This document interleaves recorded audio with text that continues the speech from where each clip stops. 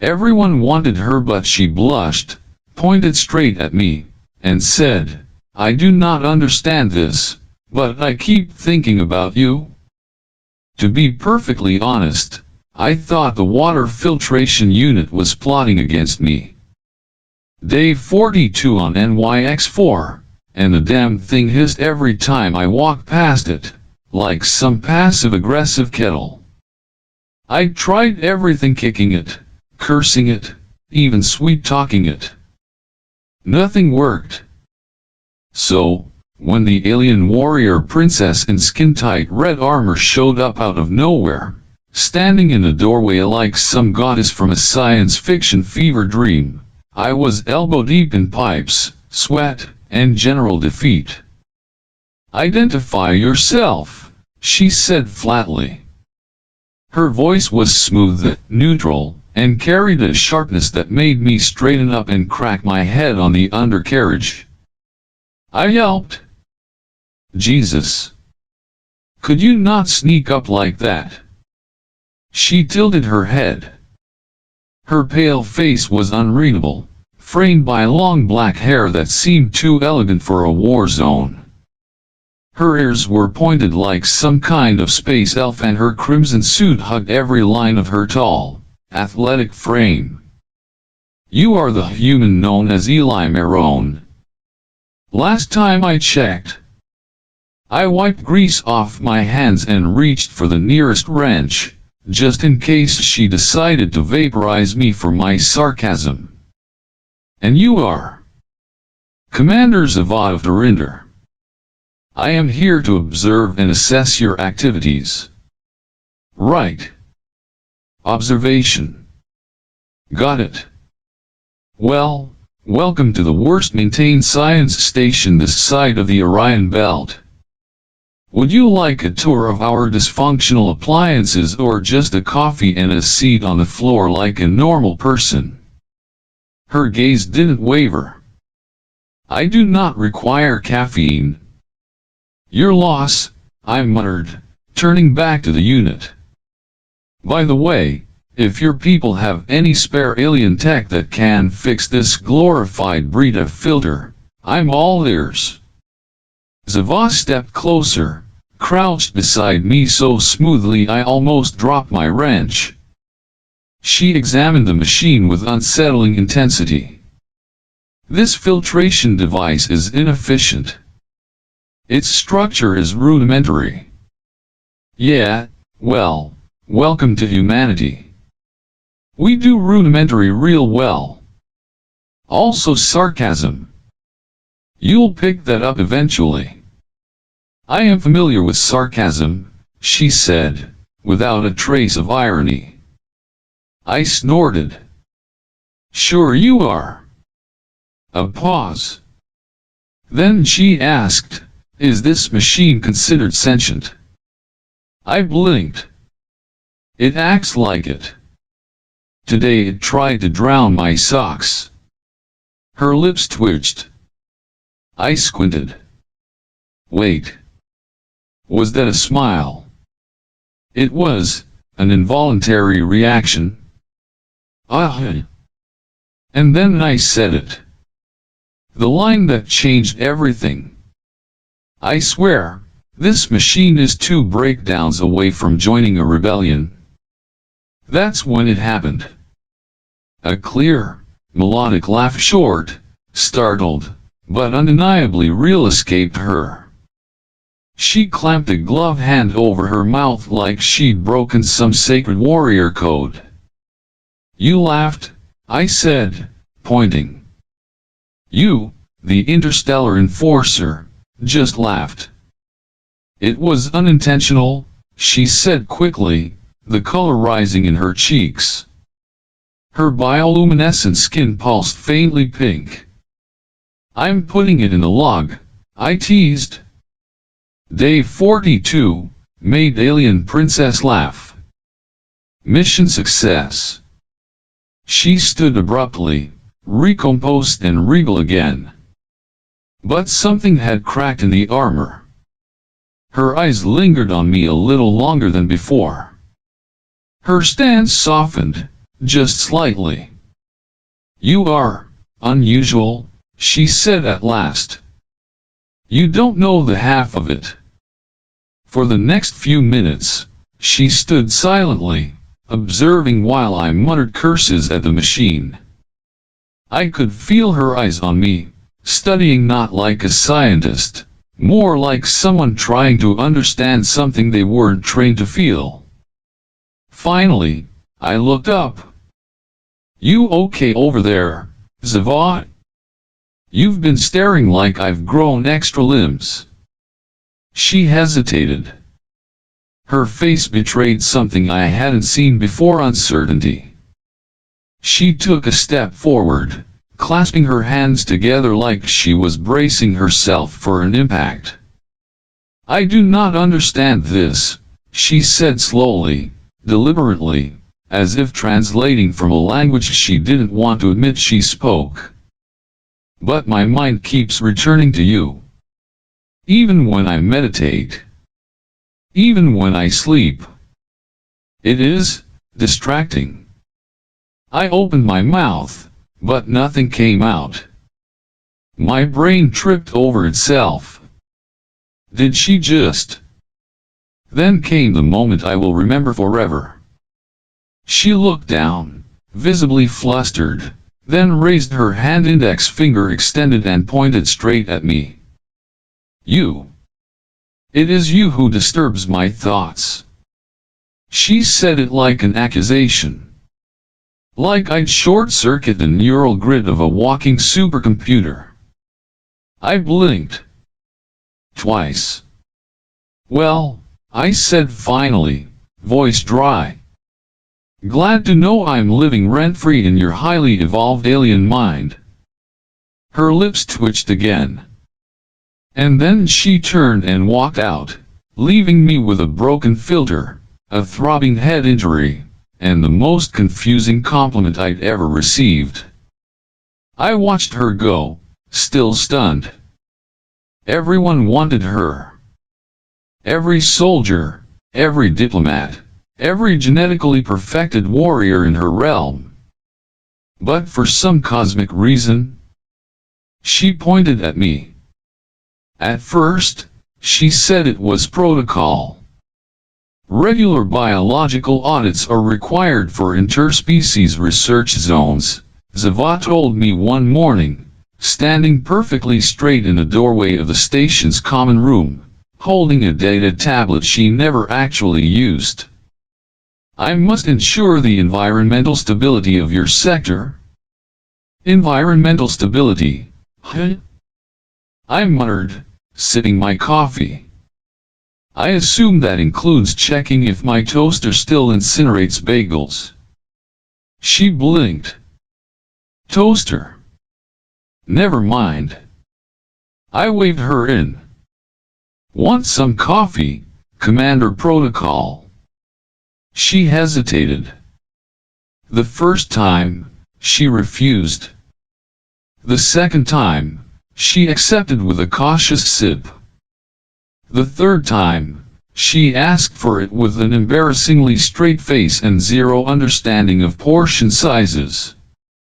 I found her at the console, eyes wide, cradling a mug big enough to boil a goldfish in. "This is stimulating," she said, blinking far too quickly. "Welcome to caffeine addiction," I grinned. And just like that, she kept coming back. It was always the same explanation. Some variation of protocol, observation, data gathering, and the occasional thin excuse about assessing planetary soil fluctuations. But I started to notice things. Like how she lingered just a bit longer after each visit. Or how her boots didn't make that harsh, militant thump anymore when she walked through the corridor. Instead, she wandered. One afternoon, she stood watching me microwave leftover ration packs. The smell was somewhere between old socks and chemical regret. "You eat this willingly?" she asked. Willingly is a strong word. It's that or local wildlife. And unless you want to try roasted jelly lizard, this is what dinner looks like. She tilted her head. You mentioned a substance before. Pizza. Ah. Now we're talking real cuisine. That night, I tried to replicate it using dehydrated bread, synthetic cheese product, and a few herbs I wasn't entirely sure weren't mildly toxic. The result was tragic, but she ate 2 slices and claimed it was texturally interesting. More and more, our conversations drifted beyond science. She asked questions, dozens of them. About Earth customs, why humans celebrated birthdays, what dancing was, and why I named the station AI Karen after a customer service stereotype. Sometimes, she'd just sit across from me, cupping the giant mug, watching me fiddle with wires or talk to myself. It was quiet, easy.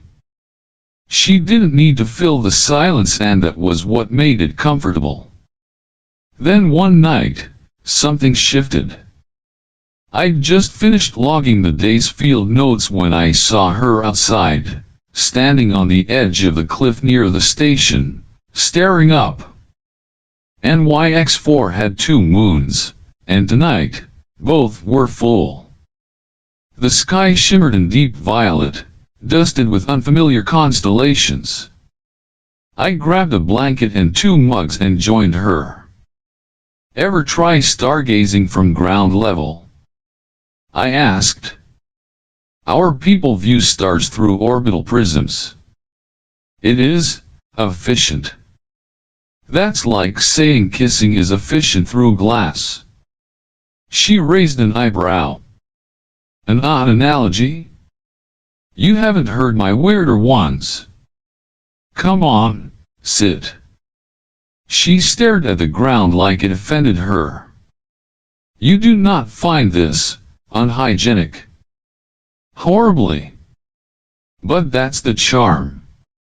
To my surprise, she slowly lowered herself, folding her legs with surprising grace. Her armor hissed slightly as it adjusted. She sat very straight, very stiff, like the ground might attack.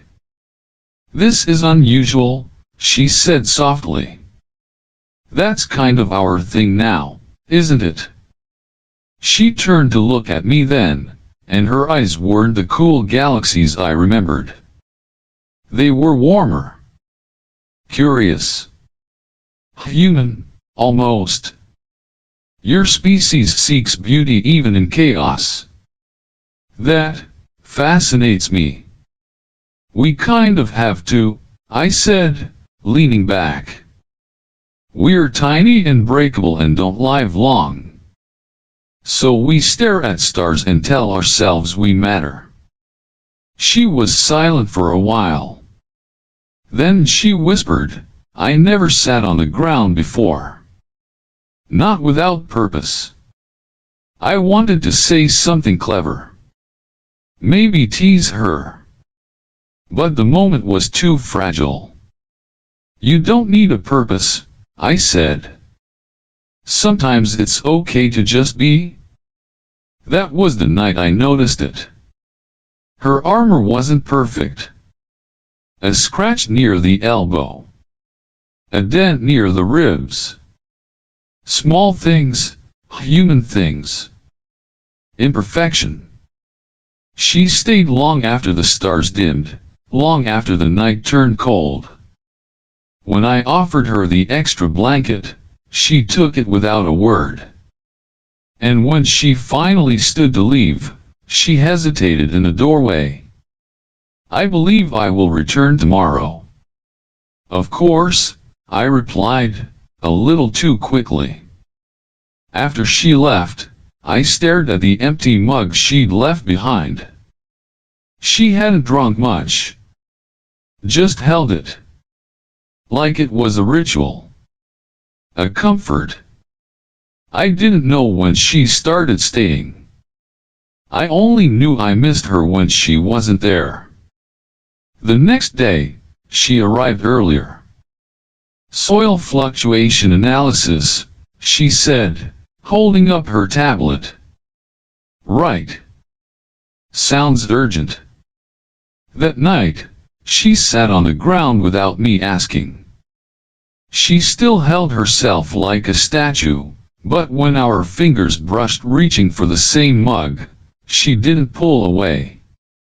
And I started to wonder not if this was breaking protocol, but if maybe, just maybe, it was the most important rule worth breaking. The signal came just past midnight. A low pulse through the COMM array. Soft, deliberate, and utterly alien. I was half asleep, face buried in a pillow that still smelled like solder and coffee, when the station's console lit up in flickering crimson. The alert wasn't from any local relay. It came from orbit. High orbit. And the identifier tag was one I hadn't seen before. Zava walked in moments later, her face pale even by her usual moonlit standards. "They've found me," she said. She didn't need to explain who. I sat up. "Durinder." She gave a tight nod. No words. The rest unfolded like a slow unraveling thread. She stood in the center of the room, perfectly still, hands clasped in front of her like a soldier awaiting judgment. The screen displayed a sleek, curved ship descending from the blanket's hull lined with sigils that shimmered faintly. Nothing threatening. Not yet. But it didn't have to be. Why would they come here? To retrieve me? Because, why? You forgot to fill out a visitor log. She turned, the light catching the gold filigree near her collarbone. I'd never noticed it before. Because I've breached tradition, she said quietly. I am bonded by genetic oath to the royal vault of Durinder.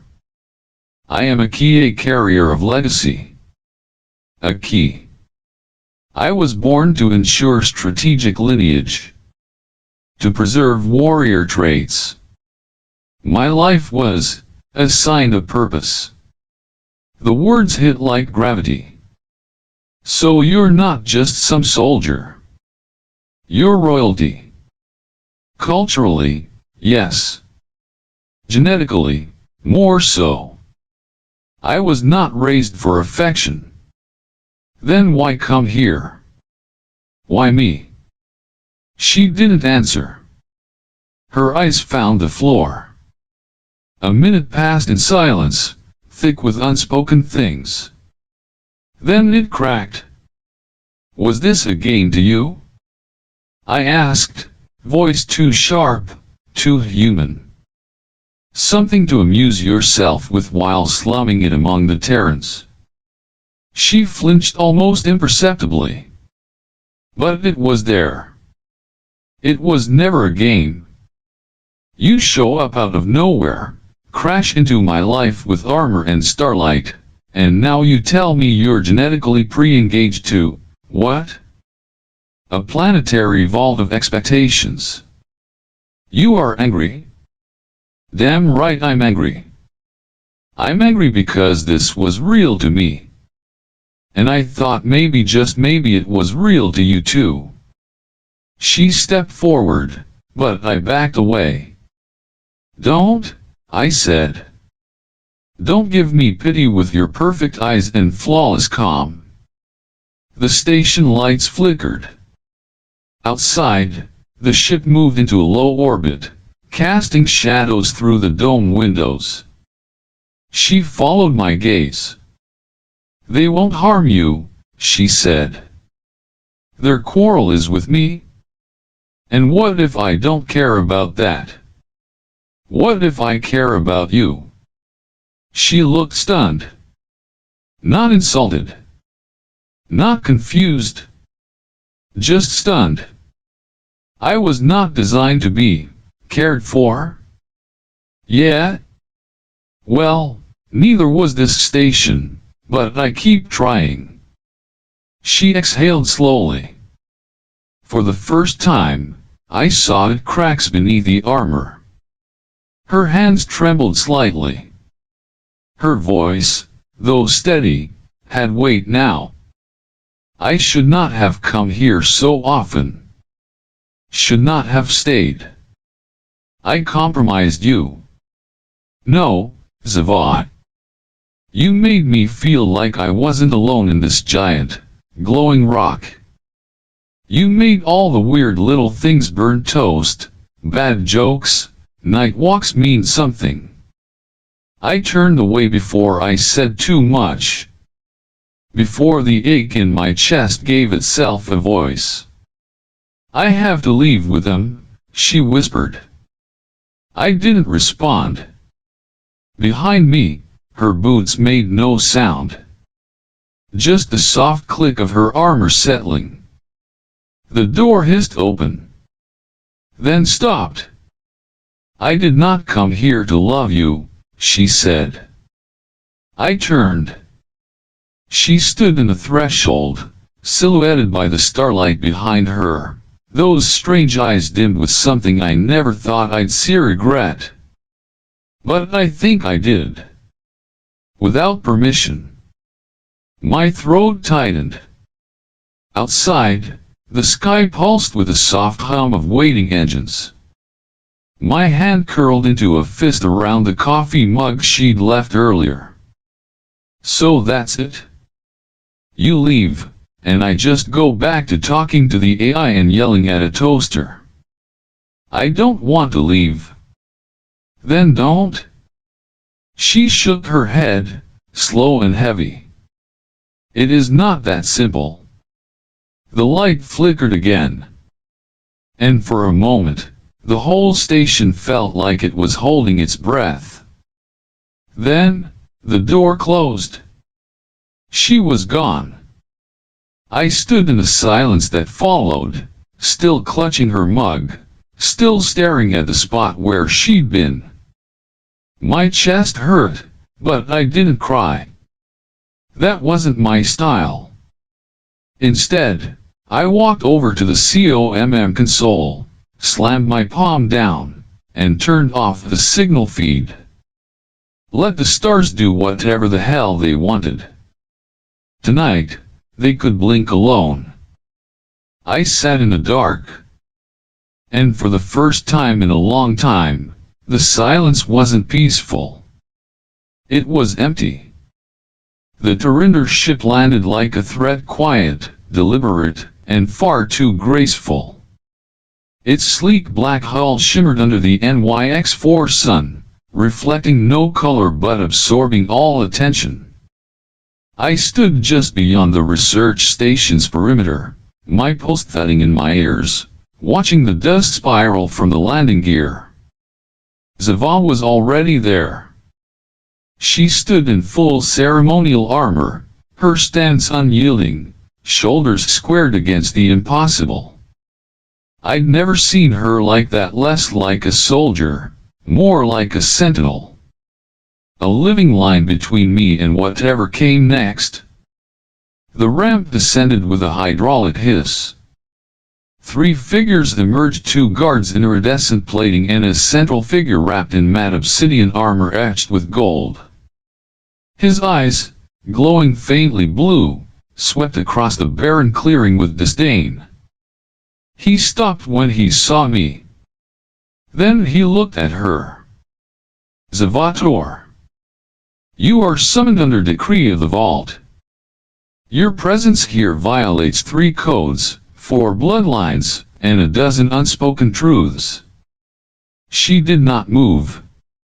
Return now, he continued, and your legacy remains intact. Defy this command, and you will be stripped of all rank, all inheritance. You will be nameless. Zava's voice, when it came, was steel wrapped in silk.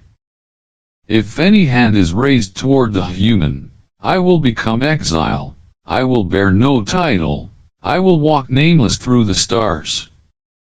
Her breath caught for just a fraction of a second. But I will be free. The commander Varys, she'd whispered his name to me once, stepped forward. You choose this creature? This genetic deviation with burned clothing and poor posture. I choose what my heart cannot ignore? Varys tilted his head. Then let us test what remains of that heart. The words weren't a suggestion. The guard stepped back. Zavah drew her blade. Not a gun. Not a beam weapon. A blade curved in obsidian, humming with the resonance of her bloodline. Varys answered with a staff crowned in gold and crystal. A weapon of rank. Not for killing. For subjugating. I moved to stop it. She turned slightly, eyes locking with mine. Do not interfere. Her voice wasn't cold. It wasn't commanding. It was asking. So I stood still. The fight began in silence. He moved first, a blur of speed and ritual precision. She parried, spun, redirected. Sparks flared where their weapons met, echoing through the rock like thunder contained in steel. But it wasn't just a duel. It was theater. A declaration. Every motion screamed things neither of them would say out loud. You were meant to lead. I choose to live. You are abandoning your people. I am choosing my truth. They clashed again. She fell back, breath uneven. A shallow cut traced her forearm.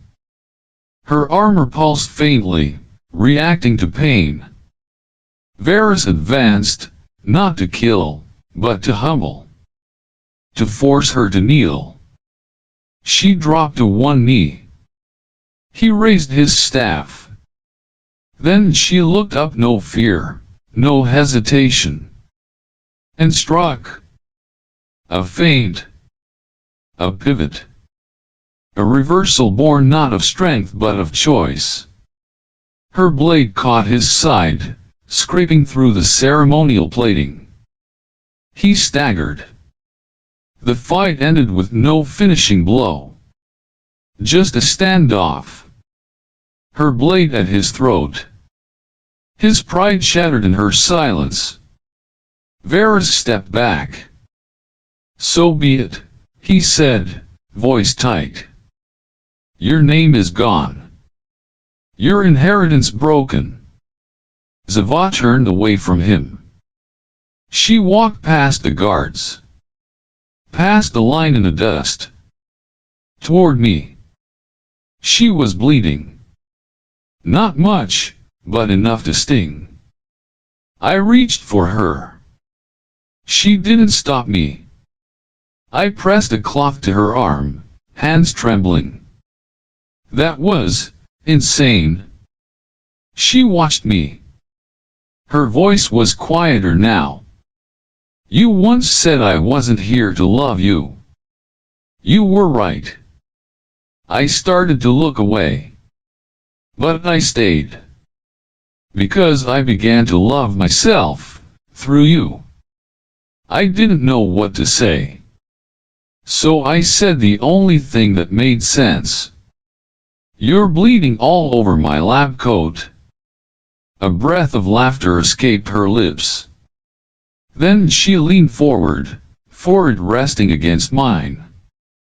Her armor hissed and unlocked, sloughing off like old skin. Beneath it, she was smaller. Softer. Still radiant. Still terrifyingly brave. Behind us, Varys and his guards returned to their ship. No threats. No words. just the quiet hum of defeat. The sky stayed silent. And for once, it felt like it was on our side. I looked at her, this warrior with galaxy blood and firelight in her bones. She had just thrown away a future sculpted by generations. And all I'd given her in return was pizza, sarcasm, and a busted water filter. But somehow, that was enough. Not because I changed her, but because she taught me that sometimes, the bravest thing you can do isn't fight for yourself. It's fight for the right to care. And she did it with a blade in hand and my name on her lips. Tarinder never came back. Not with threats, not with promises. The sleek black ship vanished into the stars, and with it, the last thread tying Zava to her former life. She never said goodbye to it. She didn't look back.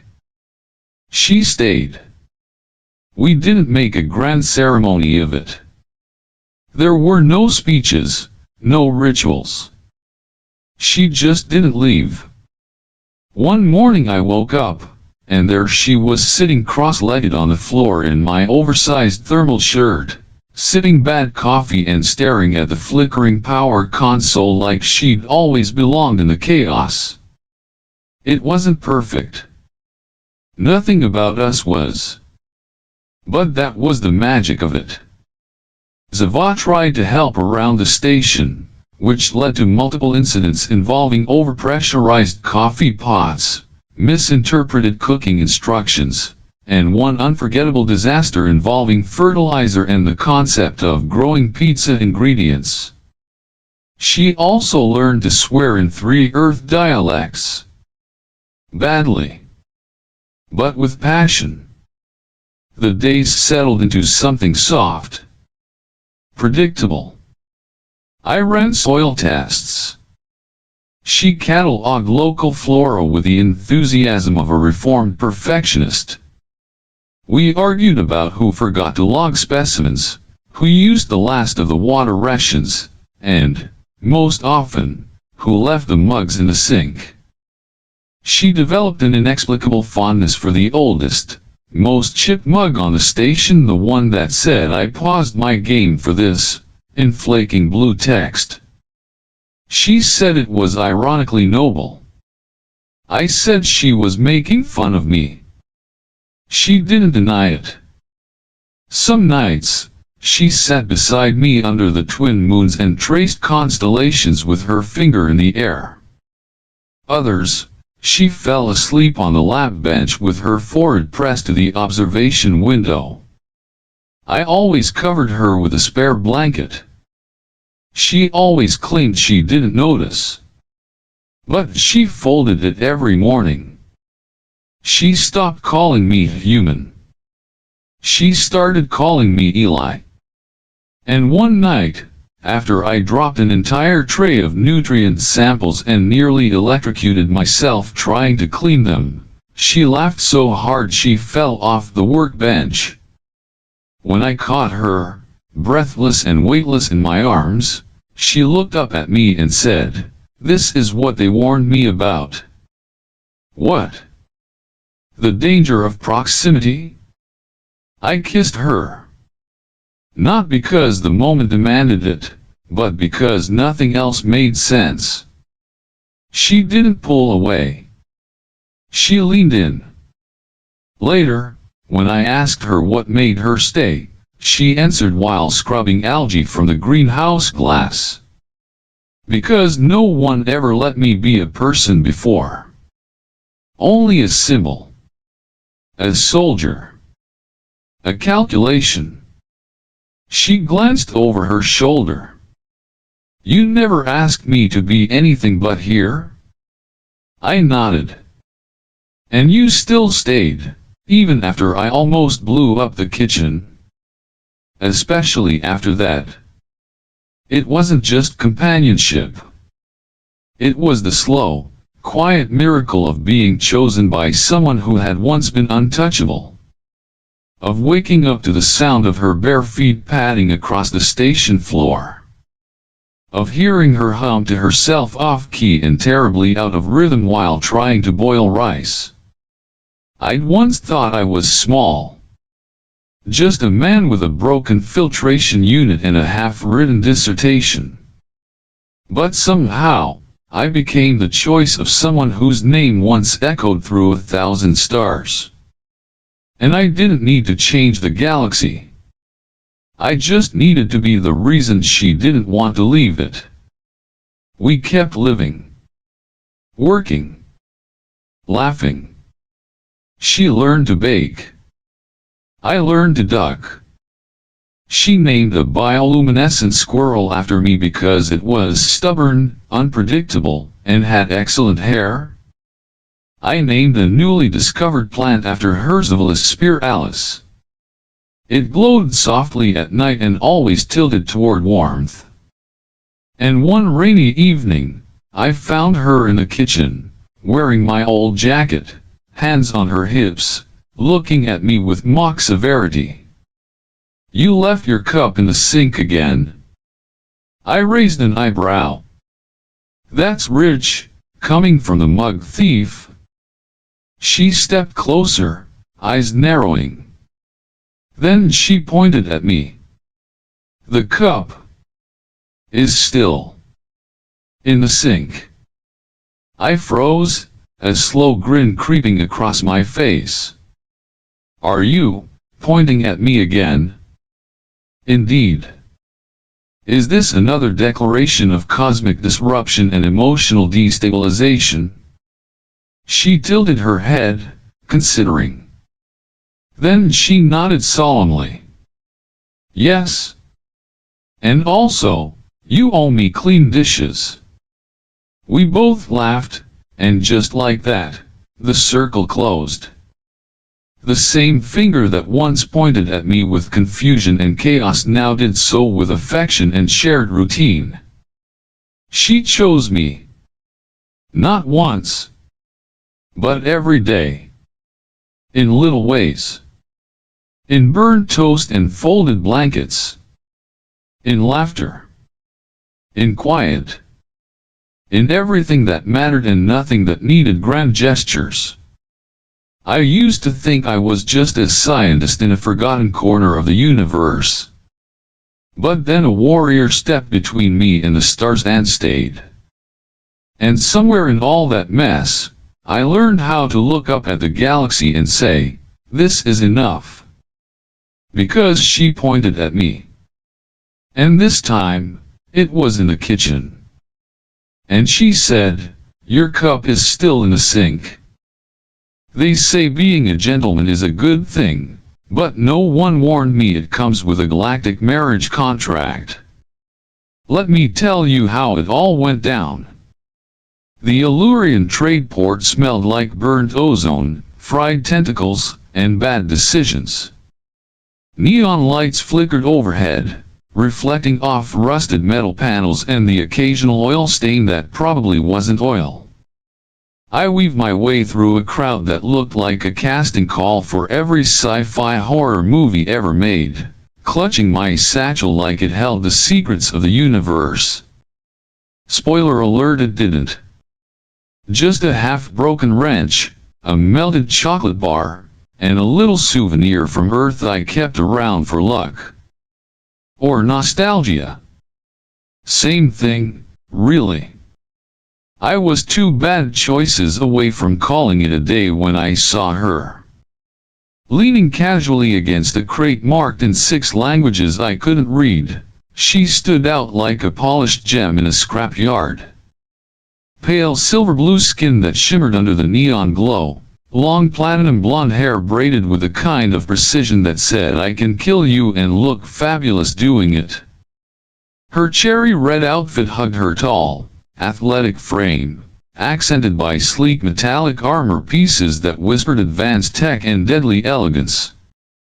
And those eyes, violet, sharp, and currently scanning the crowd like she was selecting her next target.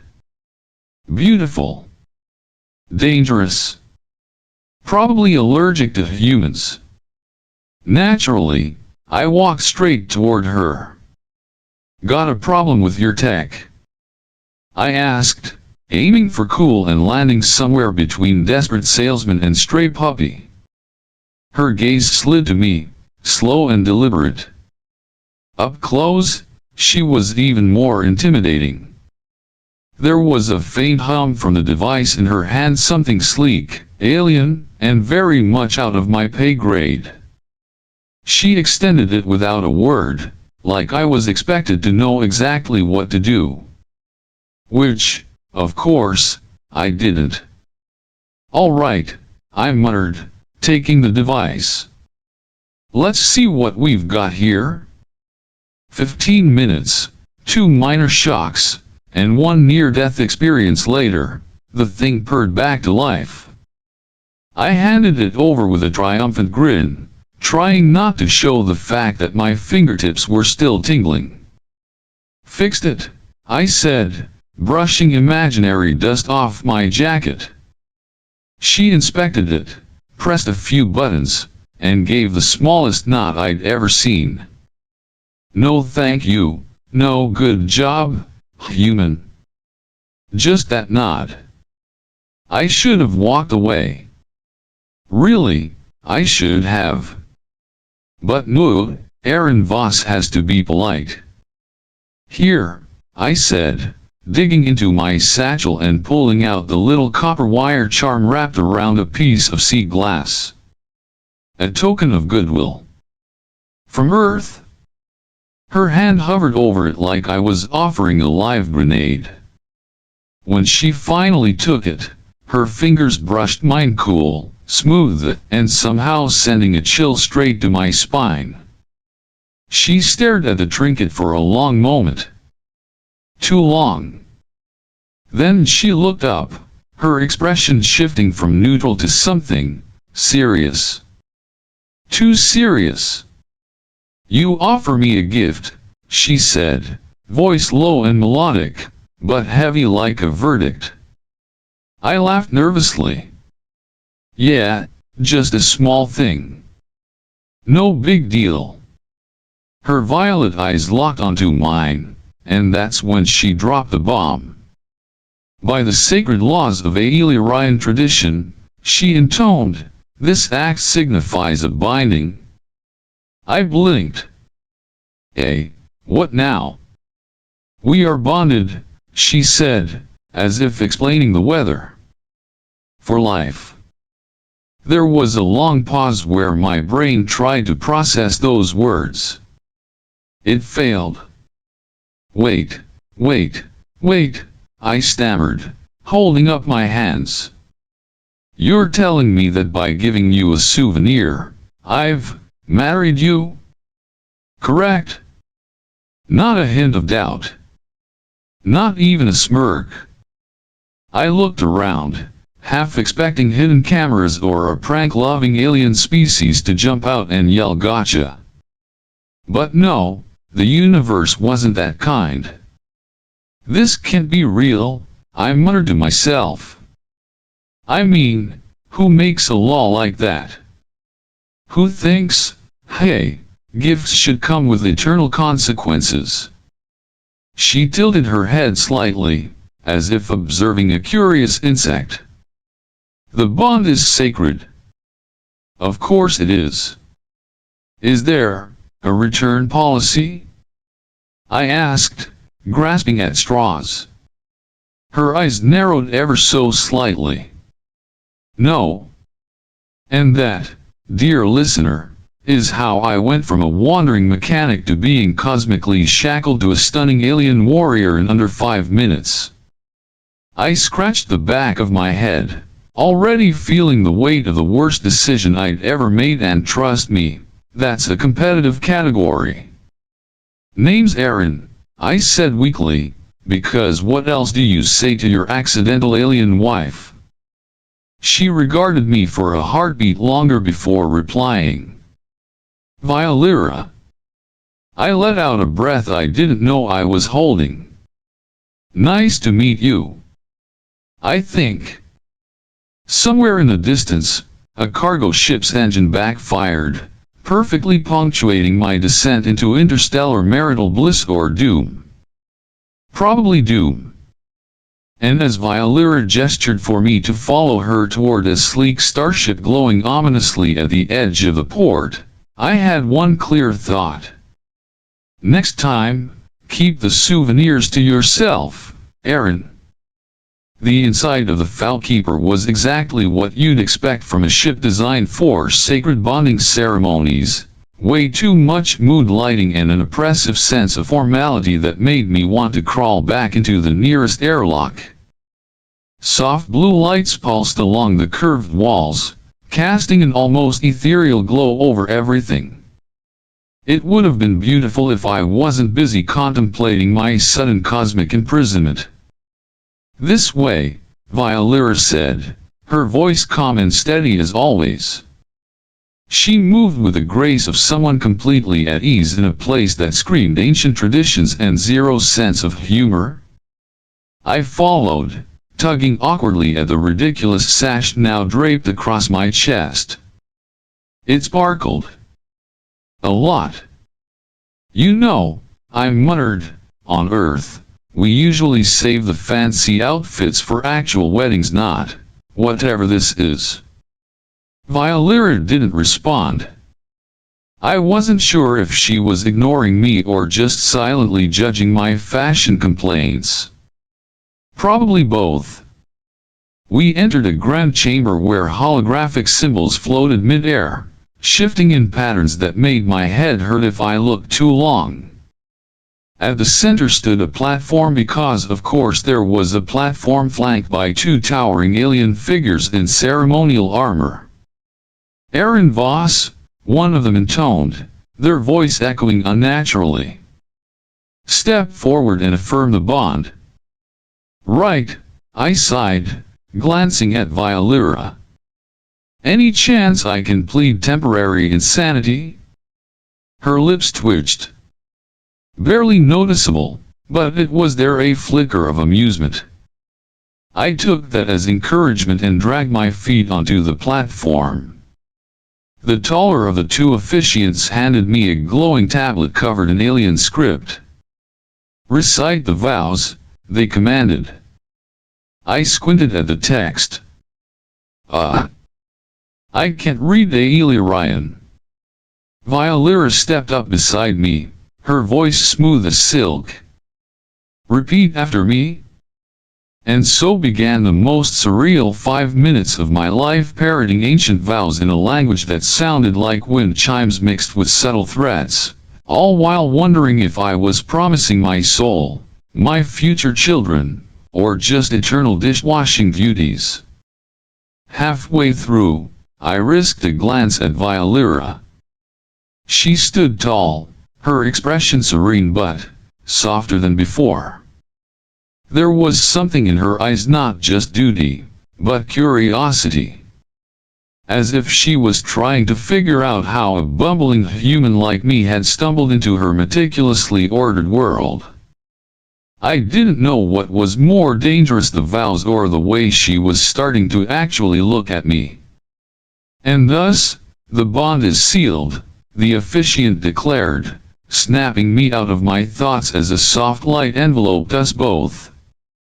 I blinked, half expecting fireworks or a trapdoor to open beneath me. Instead, a gentle chime echoed through the chamber. Congratulations, Violera said, her tone perfectly neutral. Yeah, thanks, I replied, rubbing the back of my neck. Always dreamed of getting married in a language I don't understand. As we exited the chamber, I tried one last desperate attempt at logic. So, hypothetically, I began, what if we just, I don't know, annul this thing? You know, mutual agreement, no hard feelings. Violera's gaze slid to me, one elegant brow arching. The bond is eternal. Of course it is. Before I could craft my next brilliant escape plan, a sharp alarm echoed through the corridors. Violera's posture stiffened instantly. What now? I asked, already dreading the answer. They've found us, she said, her voice dropping into something colder, sharper. They. Hunters, she replied, tapping a panel on the wall to reveal a holographic display. Several ships were closing in on the Falkeeper's location. Because getting accidentally married wasn't enough, I also had to be on the run from intergalactic bounty hunters. Care to explain why heavily armed guys are chasing my new wife? I asked, trying to keep my tone light despite the rising panic. Violira's jaw tightened. I am of noble blood. Certain factions see value in capturing an alien heir. I threw up my hands. Great. So I didn't just marry an alien, I married space royalty with a target on her back. She started moving toward the bridge, and I scrambled to keep up. You will adapt, she said simply. Adapt? Lady, I was fixing vending machines last week. Now I'm dodging bounty hunters and reciting vows. For a moment, I thought she'd snap back. Instead, she glanced at me with something almost resembling respect. You handled the ceremony well, she said. I blinked. Was that a compliment? An observation, she corrected, but there was the faintest curve to her lips. We reached the bridge where the ship's AI was already prepping evasive maneuvers. Stars blurred outside the viewport as the Falkeeper powered up its engines. As I strapped into a seat, I couldn't help but mutter, you know, most newlyweds get a honeymoon. I get a crash course in surviving galactic politics. Violira settled beside me, her expression calm despite the chaos. Consider it a bonding experience, she said. I groaned, letting my head fall back against the seat. If I survive this, I muttered, I'm never giving anyone a gift ever again. The ship lurched into faster than light, and with it, so did my last hopes of a normal life. Married to an alien warrior princess. Hunted by space mercenaries. Bound by unbreakable tradition. Yeah, chivalry is overrated.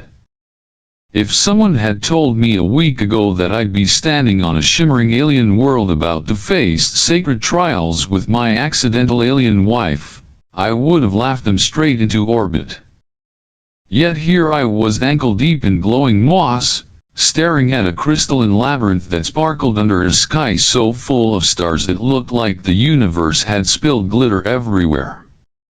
The trials of the bond, Violira announced beside me, her voice carrying that usual calm authority. We must complete them to solidify our union. Yeah, about that, I said, eyeing the shifting walls of the maze. Are you sure there's no cosmic loophole we can exploit? Maybe a get-out-of-marriage-free card. Violira didn't even grace that with a response. Instead, she stepped forward, her braided hair catching the light like strands of silver thread. I sighed and followed, mumbling to myself about how humans really needed a guidebook for alien customs. The first trial was simple in theory: navigate the crystal labyrinth. Simple, if you were born with majestic space elf instincts. For me? Not so much. Within minutes, I'd walked into 3 invisible walls, apologized to my own reflection twice, and managed to get my sleeve caught on a jagged crystal. You must listen, Violira said softly, appearing around a corner like some graceful phantom. The maze responds to harmony. Great, I muttered, rubbing my sore nose. I can't even harmonize in a shower. She extended her hand without a word. After a beat of hesitation, I took it. Her fingers were cool, steady like holding onto calm itself. As we moved together, I realized the walls subtly shifted with our synchronized steps. When I stumbled, the crystals pulsed with a harsh light, but when I matched Violira's rhythm, the path cleared. I breathed. Teamwork magic. Her lips curved ever so slightly. Perhaps you are not entirely hopeless. Coming from you, that's practically a love letter, I shot back, but there was no heat in my words. By the time we stepped out of the labyrinth, my initial frustration had morphed into something different. I wasn't just surviving, I was starting to understand her world, piece by shimmering piece. The second trial was worse. A dance? I echoed, staring at the floating platform beneath the canopy of bioluminescent vines. A dance of synchrony, Violira corrected, already stepping onto the platform with the grace of someone who probably had dance battles in royal court. I shuffled after her, feeling like a malfunctioning robot. Just so you know, I said, on Earth, my dancing is considered a public safety hazard. Music, if you could call it that, began to hum from the vines, a rhythm that shifted unpredictably. Violira raised her hand, waiting. Follow my lead, she instructed. You say that like I have a choice. The first few steps were a disaster. I nearly tripped over my own feet, stepped on hers, which earned me a sharp glance, and flailed like a man fighting invisible bees. But Violira was patient. Shockingly so. Every time I faltered, she adjusted, guiding me with subtle movements. Somewhere between panic and determination, I found a rhythm not perfect, but real. The platform responded, glowing beneath us in approval. For a brief moment, I wasn't thinking about bounty hunters or ancient bonds. I was just there. Moving in sync with a woman who, hours ago, was a complete mystery. When the music faded, I realized I was smiling. So was she, just a hint, but enough to make my heart do a weird little flip. You did not fall, Violira remarked. High praise, I replied, breathless but grinning. The final trial awaited at the edge of a serene lake that shimmered like liquid starlight. In the center, a single floating crystal pulsed gently. The trial of trust, Violira said, her voice softer now. Let me guess, I sighed. We hold hands, walk across, and hope the universe doesn't decide to dunk us. She nodded once. Precisely. Standing at the edge, I glanced at her offered hand. By now, it felt natural. You sure your people didn't design these trials just to mess with outsiders? I asked, half joking. Perhaps, she said, a glint of mischief in her eyes. We stepped onto the invisible path together. Each step required perfect balance, not just physically, but in trust. When I hesitated, the surface rippled ominously. When I focused on her steady presence, the path held firm. Halfway across, I realized something. I wasn't scared anymore. Not of falling, not of the bond, not even of what came next. When we reached the crystal, it bathed us in warm light, a sensation that felt less like victory and more like acceptance. Violira turned to me, her usual stoic mask softened. You have honored the trials, she said quietly. Couldn't have done it without my favorite alien guide, I replied, meeting her gaze. For a heartbeat, we just stood there, two unlikely partners bound by accident, now connected by something far more real.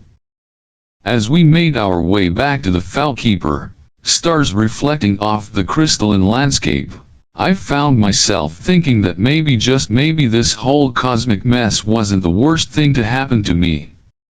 Of course, knowing my luck, disaster was probably waiting around the next corner. But for now, walking beside Violira under a sky that didn't belong to me, I felt right. And that was a feeling worth trusting. The moment we stepped back onto the Fowlkeeper, I knew something was off. The lights were dimmer, the hum of the engines too quiet, like the ship was holding its breath. "Violira," I said, my voice low. "Tell me this is just normal post-trial ambience." She didn't answer. Instead, she moved swiftly to the control panel, her fingers dancing over alien symbols. The main display flickered to life, revealing exactly what I feared: 3 ships, sleek, predatory, closing in fast. "They found us," she confirmed, her tone sharper than I'd ever heard. "Fantastic," I muttered. I was just thinking today needed more life-threatening situations. The first blast hit before I could finish the sentence. The Fowlkeeper shuddered violently, throwing me against the wall. Warning sirens wailed, and the AI's calm voice chimed in with something utterly unhelpful about structural integrity. Violira was already moving, issuing commands, rerouting power. She was all precision and focus, a warrior in her element. I, on the other hand, scrambled to my feet and tried not to panic. "What do they want?" I asked, though I already knew the answer. "Me," she replied without looking back. "Alive, preferably. And me. Collateral damage." Another blast rocked the ship. This time, sparks rained from the ceiling, and the lights flickered ominously. "We can't outrun them," Violira said, her jaw tight. "They've disabled our hyperdrive. So what's the plan?" "Surrender and hope they are feeling generous."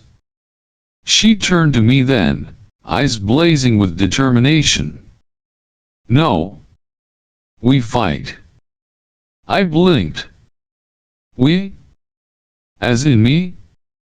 I'm a mechanic, not a space marine." Violira strode over to a panel, pressed her palm against it, and a hidden compartment slid open, revealing a rack of sleek alien weapons. She tossed me something that looked suspiciously like a plasma rifle, except far more complicated and with way too many buttons. "You're bonded to me," she said, a faint smirk playing at her lips despite the danger. "Time to act like it." I stared at the weapon, then at her. Somewhere between the fear and disbelief, something else sparked: pride? Stubbornness?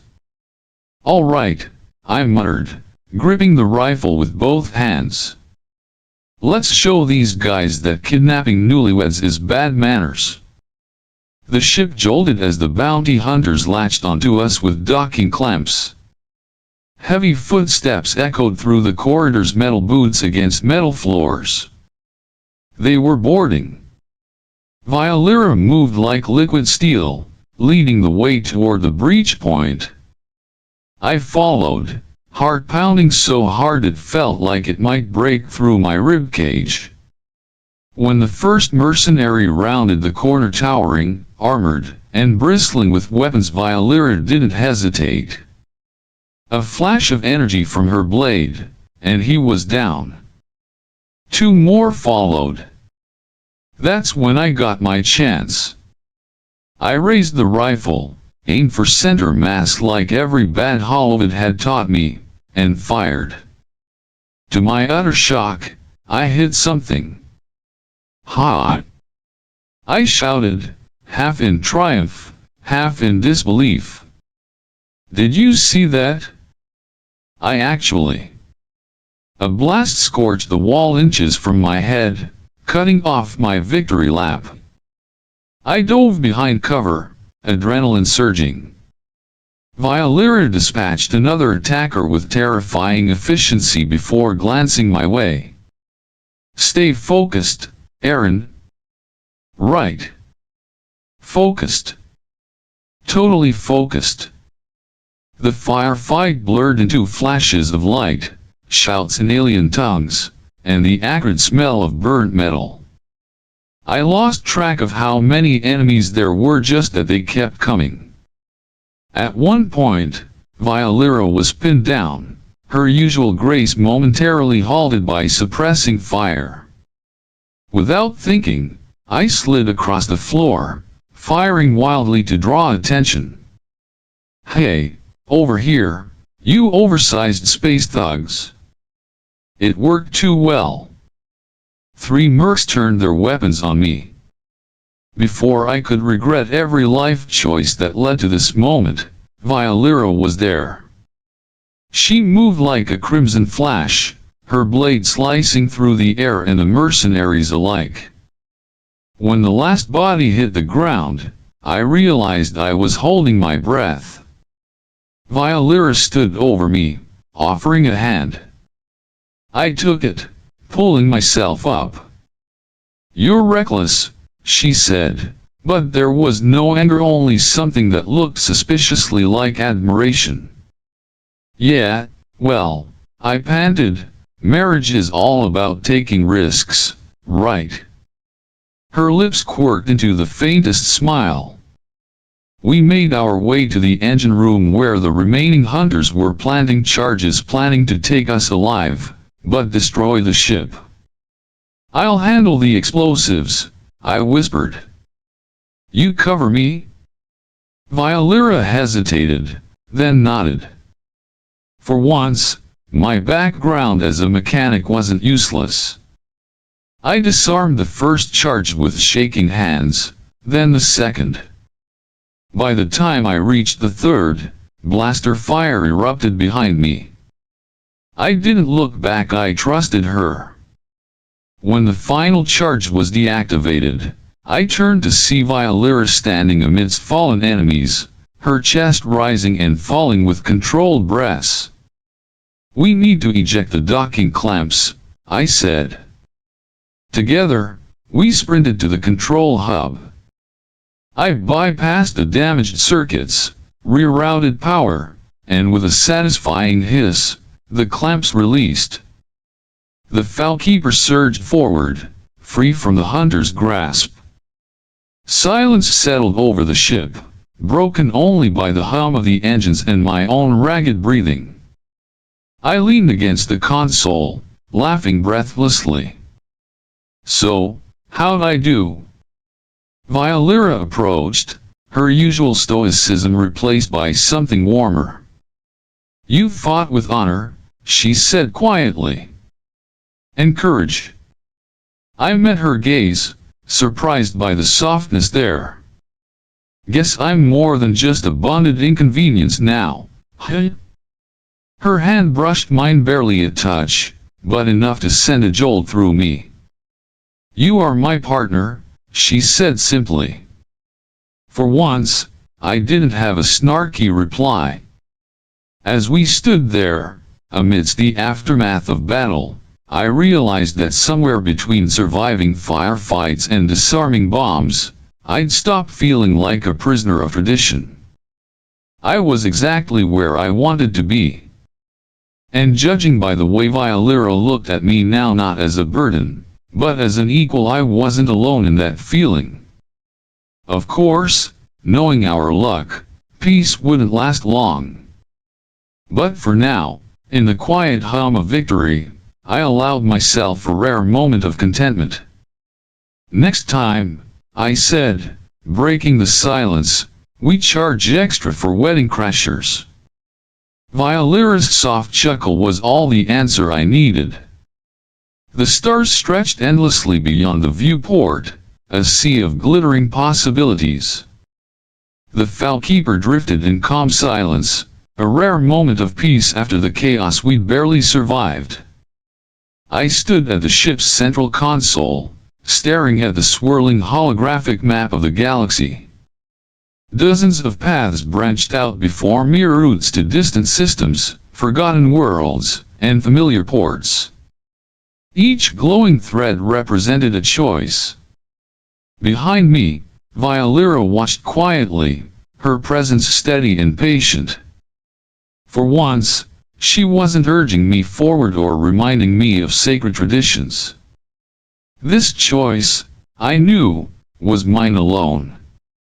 "The bond is fulfilled," she said softly, her voice carrying a tone I hadn't heard before, gentle, almost hesitant. "You are free to return to your life." My life. The words echoed in my head like a bad joke. What life? The one where I drifted from station to station, fixing broken machines, trading stories for spare parts, and pretending that freedom meant something? I ran a hand through my hair, letting out a breath I hadn't realized I was holding. A week ago, I would have jumped at the chance to get back to that aimless existence. No ties, no responsibilities, just me and the endless void. But now I'd faced death, danced under alien stars, and fought alongside a woman who had every reason to see me as a burden, yet stood by me as a partner. I glanced at Violira. She stood tall as ever, but there was a softness in her violet eyes, a flicker of uncertainty, as if she was preparing herself for me to walk away. Funny. For someone so bound by tradition, she was giving me the one thing I never thought I needed, a choice. I looked back at the map. The route to Earth blinked steadily, a safe path home. Familiar. Predictable. But my heart wasn't pulling me there. "You know," I said, my voice breaking the quiet, "I used to think freedom was about having no attachments. No one to answer to, no place to be." Violira didn't speak, but I could feel her attention sharpen. I turned to face her fully, a small smile tugging at my lips. "Turns out," I continued, "real freedom is choosing where you want to be. Who you want to be with." For the first time since I'd met her, Violira's stoic mask cracked, not with a smirk or a faint curve of the lips, but a real, genuine smile. It was subtle, but it lit up her features in a way that made my chest tighten. "Are you certain?" she asked, her voice barely above a whisper.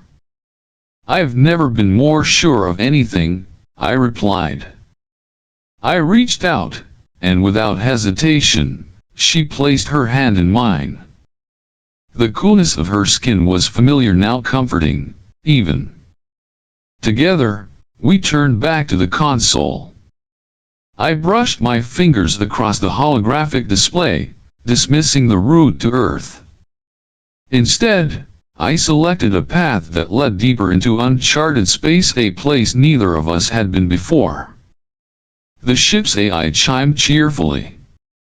"New course plotted. Adventure probability, 97%.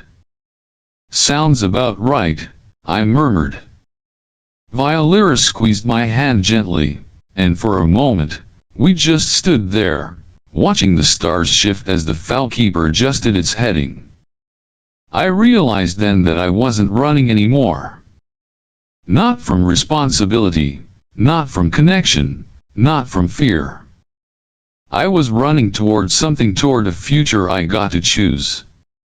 As the engines hummed to life, I glanced at Violira once more. "So," I said with a grin, "what do you think?" Pirates, ancient ruins, or interstellar politics first? Her eyes sparkled with quiet amusement. All of the above. I laughed, feeling lighter than I had in years.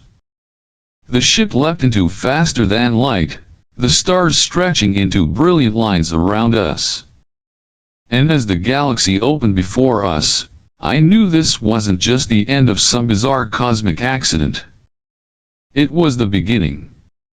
Because among millions of stars, I hadn't just found trouble, I'd found a purpose. And her. Whatever awaited us out there, danger, discovery, or more sacred alien customs, I was ready. Not because I had to be, but because I chose to be. Hand in hand, we faced the unknown. And for the first time, the unknown didn't feel so empty. He was ready to die, but she saved him. What does she want? They threw him down like a piece of trash. Kale's body jerked as the metal hull of the transport ship opened above him. A cruel, cold wind howled, the air thick with the stench of burned ozone. The ground beneath him was a blur of swirling metal and dust, a desolate landscape of scorched earth and twisted debris. He was falling fast, and the impact would be the end. He had no doubt. No hope. No fight left in him. Varianese was a planet known for one thing: it was where they sent the broken. The ones who were discarded. Its surface was a barren wasteland, a place for outcasts and criminals to perish without anyone giving a damn. He had been one of them, a soldier turned rogue, marked by the same brutal system that now condemned him to this forsaken hell. His limbs felt like lead, the weight of failure pulling him down. The roar of the wind grew louder in his ears as the ground neared. And then, the ground slammed into him. The impact shattered his ribs, sending waves of pain through his body. Blood dripped from his nose, mixing with the sand and ash beneath him. He tried to move, but his muscles refused to obey. His vision blurred as his head throbbed. For a moment, there was nothing but the emptiness, the harsh reality of death settling in. He could feel it creeping up his spine, inching closer with every shallow breath. A growl ripped through the air. Kale's head snapped up just in time to see the shadow of something massive looming over him. Its eyes gleamed with a deadly hunger, and its form was monstrous, a grotesque blend of insect and reptile. It was a Maegrax, a creature of Varianese mutated depths, capable of tearing a man apart with a single swipe of its claws. It was there to finish what the drop had started. He didn't even try to crawl away. His chest heaved with broken breaths as the Maegrax lunged forward, its jagged teeth snapping with inhuman speed. Kale closed his eyes. This was it. There was no escaping the end. Then, a blur of movement. A streak of silver flashed through the air, cutting through the Maegrax's throat with surgical precision. The creature recoiled, screeching in agony as blood sprayed from its wound. In an instant, its body crumpled to the ground, lifeless, its monstrous form collapsing into the dust. Kale's eyes flickered open, disbelief and confusion mingling in his dazed mind. Standing above him, a woman. She was tall and lean, her dark skin contrasting sharply with the silver armor she wore. Her eyes, cold and calculating, scanned the scene before landing on him. She didn't hesitate. With a swift motion, she turned her back to him, preparing to leave. But then, she paused. Her gaze shifted, settling on a deep scar across Kale's left arm. It was a mark he'd carried for years, the result of a mission gone wrong, an operation that had led to the massacre of an entire village. A village that had once been her home. The mark, old but unmistakable, was a symbol of his past. A reminder of who he had been, and what he had done. For a long moment, she stood there, unmoving, before her lips curled into a slight sneer. Her hand went to the hilt of her weapon, the metal of the blade reflecting the harsh sunlight as she carefully considered her next move. Cale could barely lift his head, his body too broken to care. He was nothing now, no soldier, no man. Just a shell. His eyes fluttered shut again, the weight of exhaustion finally overtaking him. There was no reason to fight anymore. He had given up. Varianese was where people like him came to die. But then, just before she turned away, she spoke. "Why aren't you fighting?" she asked, her voice low and dangerous. "You have nothing left to lose, or are you waiting for death to take you?" Her words cut through the fog in Cale's mind. They were sharp, pointed, and for the first time in a long while, they made him feel something. Something he couldn't quite grasp. The woman didn't wait for a response. She turned and walked away, her form fading into the haze of the desert. Cale's mind swirled with questions, but his body refused to respond. Why hadn't he fought? What had he been waiting for? Perhaps she was right. Perhaps he had been waiting for death all along. But that question would have to wait. Cale's body throbbed with pain as he was dragged across the jagged desert floor, his wounds left to bleed into the parched earth. His vision swam in and out of focus, the world spinning as he fought to stay conscious.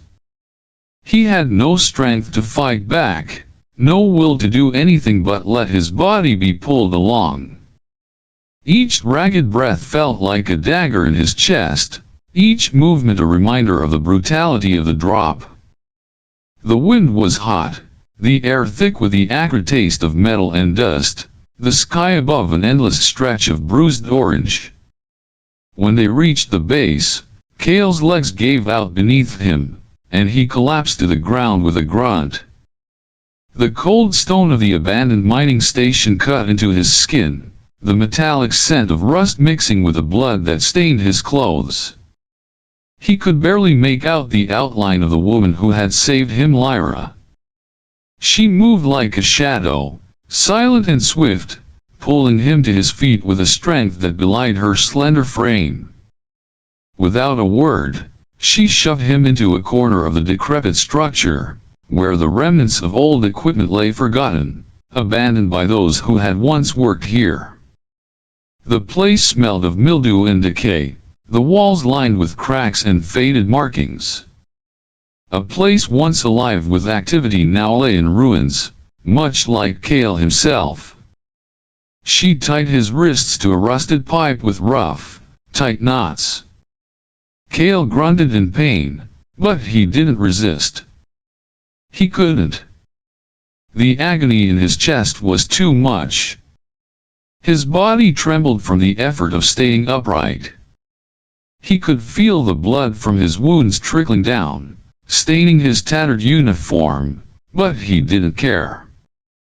He felt as though his body was no longer his own, that he had become a mere shell, a thing to be discarded.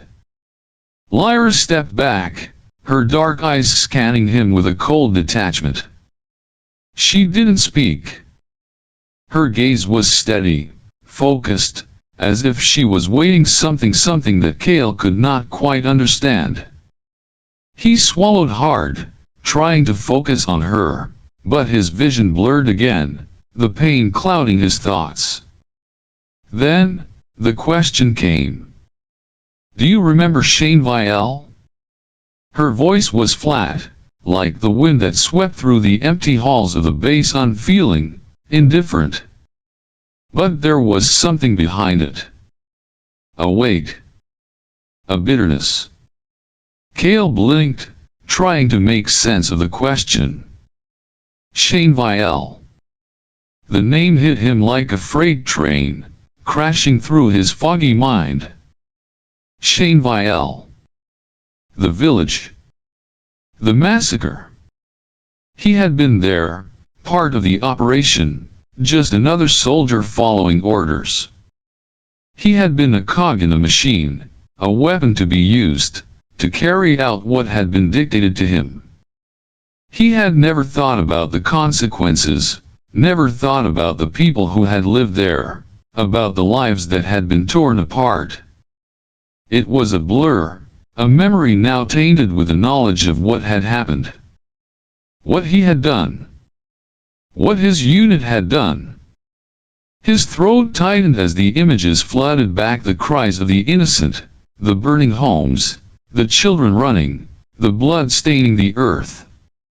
He had been there, in the midst of it, pulling the trigger, never questioning, never stopping. He had done his duty, like any soldier. But now, in the silence of that forsaken place, those memories felt like lead in his chest. I was there, Cale rasped, his voice hoarse and broken. But I didn't know. I didn't know what was happening. Lyra's eyes narrowed. She took a step closer, her gaze never leaving him. The tension in the room thickened, the silence pressing down on him like a weight. Cale could feel her anger, but there was something else too, something colder, more calculating.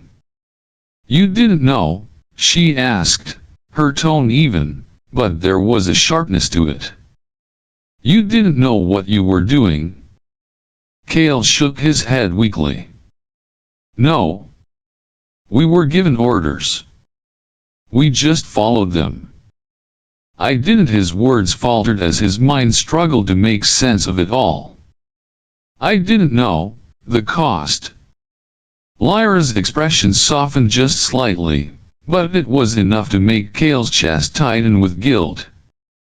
She crossed her arms over her chest, her eyes still fixed on him, studying him as if she could see every layer of his soul laid bare.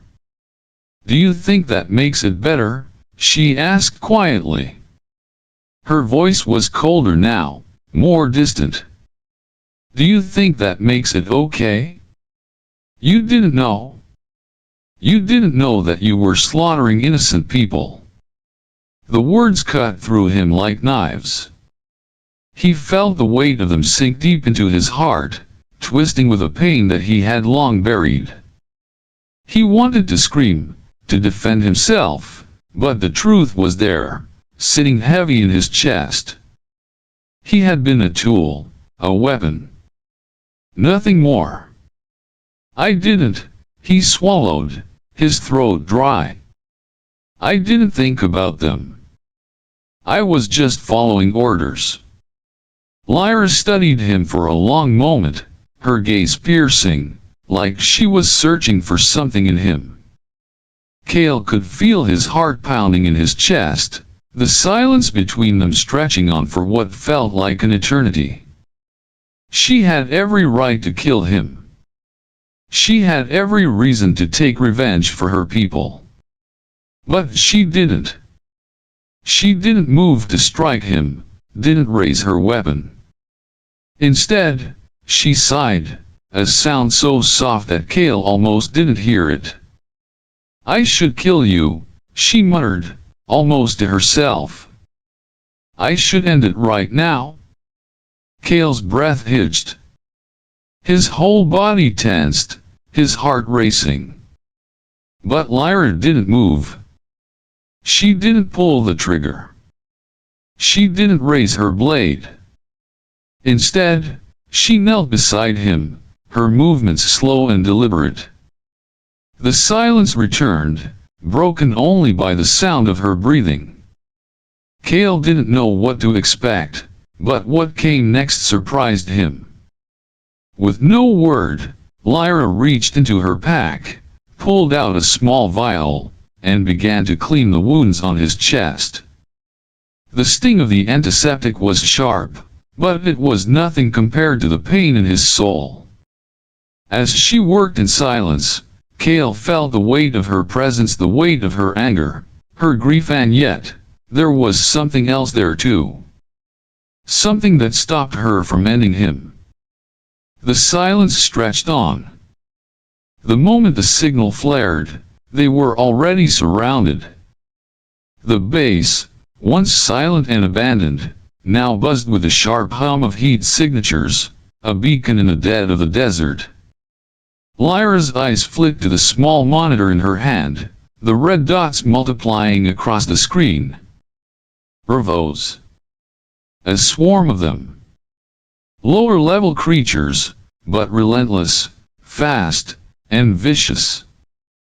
They had tracked the heat signature of the old mining base, tracked it all the way to their hiding place. Cale's chest tightened as he struggled to push himself to his feet. His limbs were stiff, his body still weak from the beating it had taken, but his instincts kicked in. He grabbed the closest weapon, a jagged survival knife that lay on the ground next to him, and staggered forward, his blood still staining the floor beneath him. Lyra didn't hesitate. She was already on her feet, moving with a fluid grace that Cale envied, her weapon ready and her eyes sharp. Without a word, she motioned for him to follow. The Revos were closing in. He could hear their clicking, growling, echoing through the base. They moved like shadows, hunched and fast, a blur of movement that could overwhelm a man in seconds. "Get ready," Lyra said, her voice calm but low, like she was speaking to herself more than to him. The first Revos lunged, its jaws snapping, and Cale's blade met its flesh with a sickening crunch.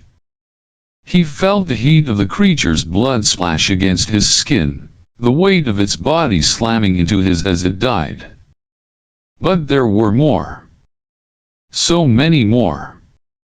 Lyra was already cutting through the next one with clean, swift strikes, her blade singing through the air with deadly precision. Cale fought beside her, his movements uncoordinated, still too weak, but the desperation surged through him. His heart hammered in his chest, his breath sharp and ragged, as the Revos kept coming. They fought side by side, a blur of motion in the dim light of the base. Each slash, each kill, sent a spike of adrenaline through Cale's body, drowning out the pain in his ribs, the dizziness in his head. There was no time to think. There was only the fight. The Revos didn't stop. They kept coming, their screeches rising in the air as they overwhelmed the space, their claws scrabbling against the metal floors. Cale barely managed to hold his ground, his vision swimming as he dodged another strike, narrowly avoiding the claws that would have torn through his throat. Lyra was there, always a step ahead. Her eyes never left her targets, her movements precise and deadly, but Cale could see the tension in her face. She was calculating, assessing, making decisions on the fly. And then, she looked at him, her expression flickering for a moment. Was it concern? They were cornered. There was nowhere left to run. The Revos had them boxed in, and the walls of the base offered no escape. Cale's chest burned with each breath, his vision blurring as the dizziness grew. He was too weak for this. He had nothing left to give. And then, just as it seemed like they were finished, Lyra's eyes locked onto something behind the swarm. A narrow tunnel, a passageway hidden in the back of the base. She didn't say anything. She just moved, her legs propelling her forward with incredible speed. She grabbed Kale's arm, yanking him along with her, and together they dashed toward the tunnel. The Revos were close, too close, but they made it. Lyra slammed her body against the entrance, just managing to squeeze through, pulling Kale behind her. They stumbled through the narrow passage, their bodies pressed together as they fought to escape. The tunnel opened up into a wide, dark cavern, the air thick with the scent of ozone and plasma. Kale's body screamed in protest as they moved deeper into the cave, but Lyra didn't stop. She led him through the twisting passageways, her movements fluid, like she had been here before. They reached a small, sheltered alcove within minutes. The glow of the plasma energy in the walls provided the only light, casting a dim, eerie glow across the rocky interior. Kale collapsed against the stone, gasping for breath. His body was covered in blood, his wounds still fresh and painful. But they had escaped. For now. Lyra stood in the entrance, her back to him, her silhouette tense as she listened for any signs of pursuit. The Revos were slower in the plasma cave, the unstable energy interfering with their natural tracking abilities. But they wouldn't stop. They would never stop. Kale closed his eyes, resting his head against the cool stone. He was alive. For now. But the question burned in his mind, the one that he had yet to ask. Why did you save me? His voice was rough, barely a whisper, but it carried the weight of everything he couldn't say. Lyra's back stiffened at the question, her fingers tightening around the hilt of her blade. She didn't turn to face him, but her silence was louder than any answer she could give. Why not just let me die? He pressed, pushing himself up with a grunt, the pain in his body forgotten for a moment as he stared at her. You had every reason to kill me. After what I did, after what I helped do. Her shoulders tensed, and Kale saw her jaw clench. She was avoiding his gaze, her eyes fixed on the distant darkness of the cave. I don't know, she said finally, her voice quieter than before, like she was speaking to herself. Maybe I should have. But I didn't. Maybe I didn't want this to end so quickly. Kale frowned, confused by her words. She didn't want it to end? Did she mean him, or something else? He didn't understand. There was no logic to it. She glanced at him, her eyes flicking over him before turning away again. I hate you, she muttered, almost too softly for him to hear. But I don't want to end this with your blood on my hands. The words hit him harder than anything else. He had expected hatred, anger, perhaps even a desire for revenge, but this was different. And for the first time, Kale found himself smiling. A small, bitter thing, but it was a smile nonetheless. The situation was absurd. They had just fought for their lives, and here they were, sitting in an abandoned cave, bleeding and battered, and yet. Funny, he whispered, his voice hoarse, we're both alive. Lyra turned to look at him then, her gaze lingering for a moment before she quickly looked away. For a fleeting second, Kale saw something in her eyes, a flicker of something that wasn't anger or disdain. Maybe it was pity. Maybe it was something else. But it was there, and it made his heart skip a beat.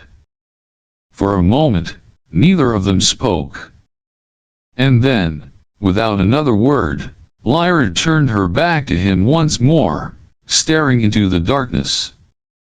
But Kale, despite everything, couldn't shake the feeling that something had shifted between them. Something he couldn't yet understand. The storm had come out of nowhere, a violent wave of ion energy that raged through the plasma cave, closing off every possible exit. For 2 days, they were trapped, with only the faint hum of the charged walls to remind them of the outside world. The storm had disrupted any signals, and there was no escape, no way out except to wait. Inside the cave, the air was thick with the scent of ozone, the dim glow from the plasma walls casting eerie shadows across their makeshift shelter. Kale and Lyra had settled in a small alcove deep within the cave, their bodies pressed against the cold rock, finding some small comfort in each other's presence. There was nothing but time now. Their food supply had run out on the first night, and the water was quickly dwindling. The silence between them was oppressive, broken only by the sounds of their ragged breathing. At times, they exchanged fleeting glances, but neither spoke, both wrapped in their own thoughts, their own fears. Finally, on the second day, the tension reached its breaking point.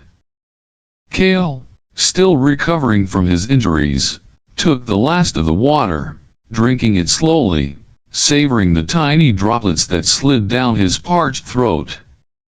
He wiped his mouth with the back of his hand and sat back against the stone, his eyes searching the darkness. Lyra was sitting opposite him, her sharp eyes never leaving him, her posture as rigid as ever. Her fingers drummed lightly on the hilt of her blade, the only sign of her restlessness. The storm had not abated, and the stillness inside the cave felt unnatural, like a pressure building in the air, waiting to snap. Kale cleared his throat, his voice hoarse, raw from lack of use. "We need to talk," he said quietly, breaking the silence. Lyra didn't respond immediately. Her gaze flickered to him, but her face remained impassive. She didn't want to hear it.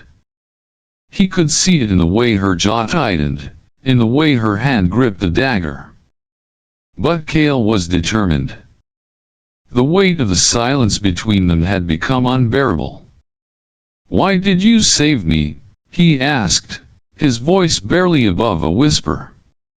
Lyra's eyes narrowed, but she didn't reply. Her gaze moved away from him, focusing on the shifting shadows in the corner of the cave. I'm not the man you think I am," Kale continued, his voice thick with regret. "I didn't come here willingly. I was betrayed.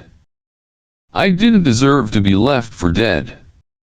Lyra's lips parted slightly, as if she was going to say something, but then her eyes dropped to the ground. She didn't speak for a long while, and when she did, her voice was low, cold. "Betrayed? Everyone here is betrayed.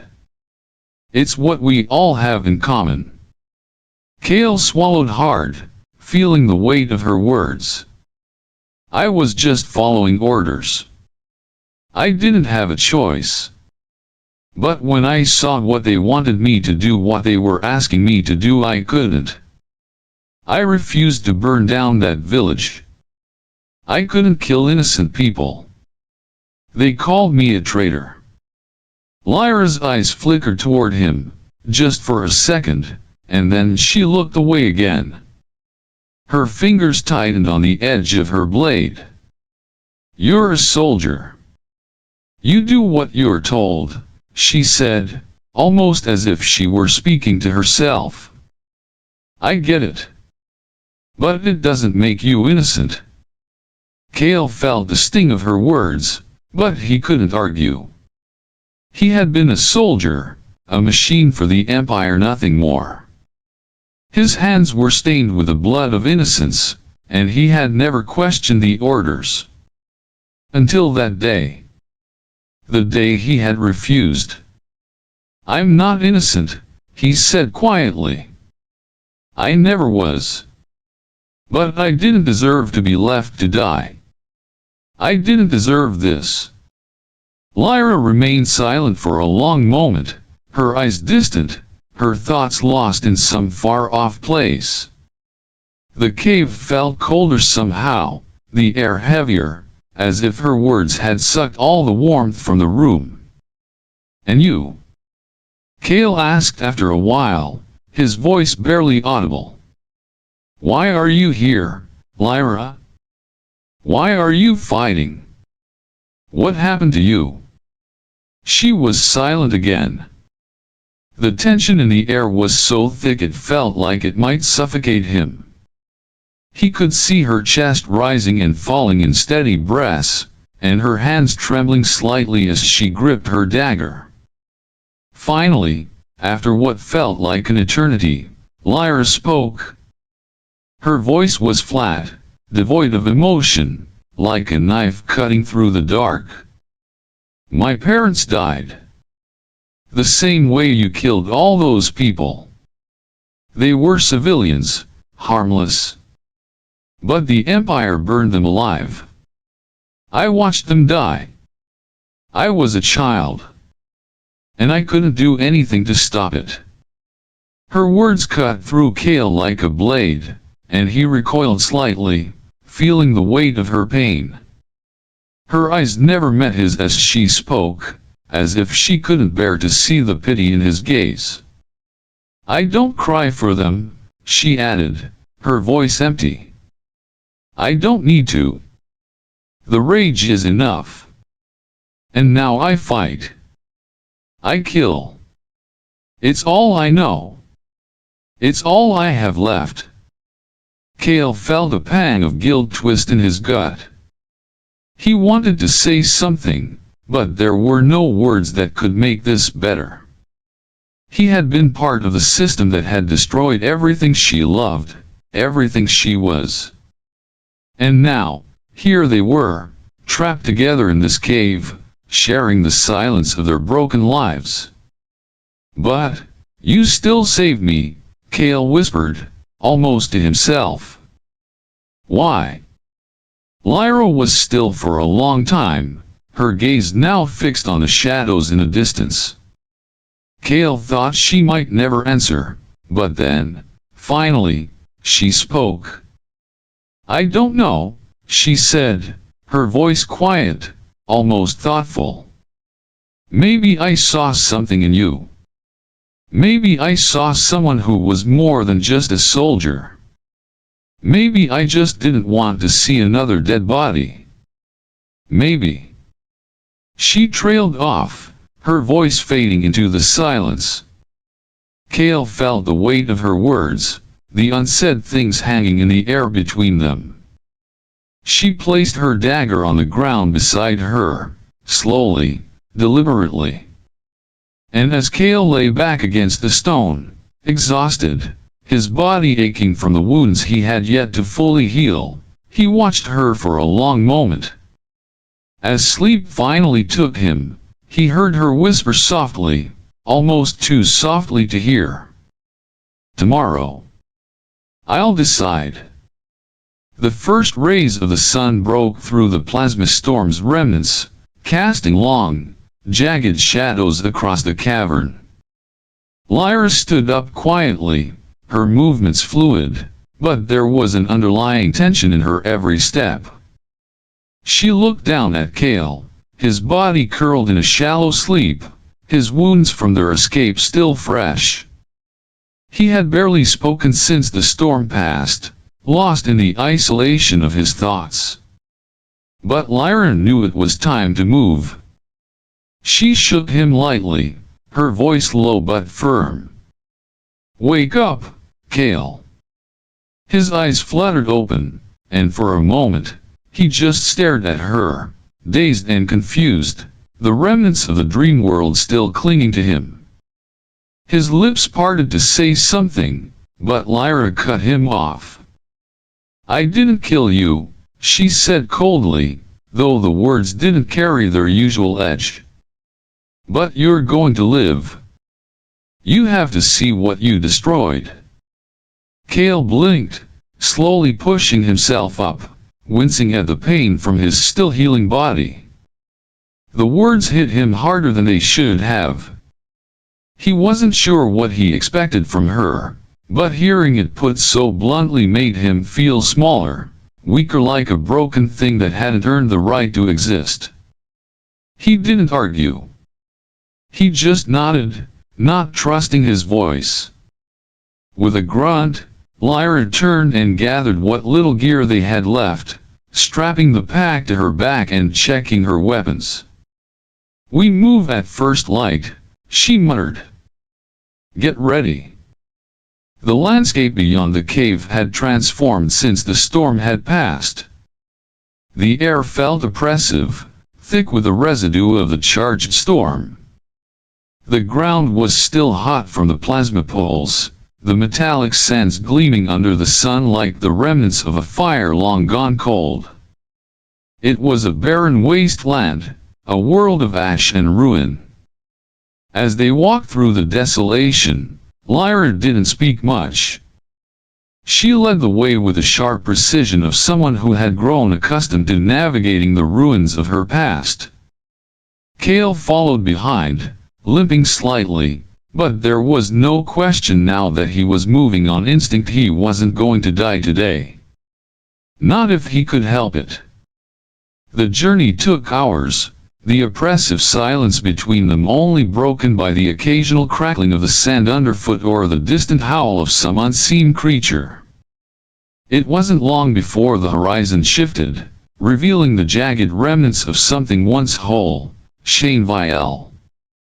Cale stopped dead in his tracks, his breath catching in his throat. The village, once vibrant, full of life, was no more than a patch of smoldering ash now, the charred remains of houses scattered like broken toys. The smoke still lingered in the air, and the scent of burned earth clung to the wind.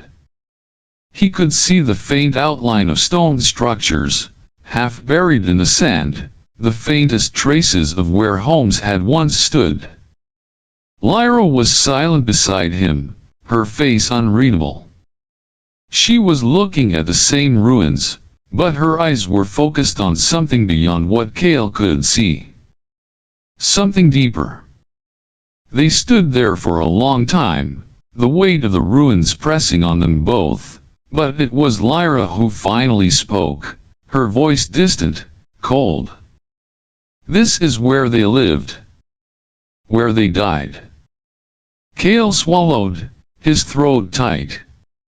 His mind raced, the memories flooding back, but he couldn't make sense of them. He remembered the orders. He remembered the violence. But here, in front of this place, it felt like something else entirely. Something was breaking inside him. He turned to Lyra, his voice rough. I didn't know. I never saw." Before he could finish, a sharp noise cut through the air, followed by the unmistakable thud of boots hitting the sand. A group of mercenaries, heavily armed, emerged from the ruins. They were quick, efficient hunters, not soldiers. They surrounded them in seconds, guns aimed, their movements precise. Lyra's hand moved to her weapon in a flash, but she didn't fire immediately. Instead, she stood her ground, her eyes narrowing as she sized up the group. Cale's heart raced in his chest. His body still ached, his limbs felt weak, but he couldn't just stand there. He grabbed for his knife, his fingers trembling. The mercenaries weren't interested in talking. They came for them with a fury, their guns barking out viciously. Lyra dove to the side, rolling behind a chunk of stone, her blade flashing in a dim light. Cale followed suit, though his body protested, every step dragging him further into pain. It was chaos. The mercenaries moved like a swarm, but Lyra was a force quick, precise, a predator in her own right. She cut through them with ruthless efficiency. Cale, for his part, found himself fighting purely on instinct, his body moving despite the protests of his wounds. He wasn't as fast as he once was, but his desperation made him dangerous. He knew he couldn't afford to lose. Not now. When the last of the mercenaries fell, the ground was littered with bodies. The air was thick with smoke and a sharp scent of blood. Cale collapsed to the ground, his breath coming in ragged gasps, his body screaming in protest. His vision blurred at the edges. Lyra stood over him, breathing heavily but unaffected, her eyes scanning the area for any more threats. Then, without a word, she knelt beside him, her hands moving quickly to tend to his injuries. Cale could barely comprehend what was happening. His limbs felt like lead, his body soaked in sweat and blood. And yet, he found himself staring at Lyra, her cold expression unchanging as she worked. There was no malice in her eyes, no anger. Only something he couldn't quite place. "I'm not finished with this," Lyra said quietly, her voice cutting through the haze of pain in Cale's head.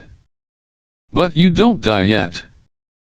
Cale opened his mouth to speak, but his throat felt tight, his words lost. Instead, he looked at her, trying to understand.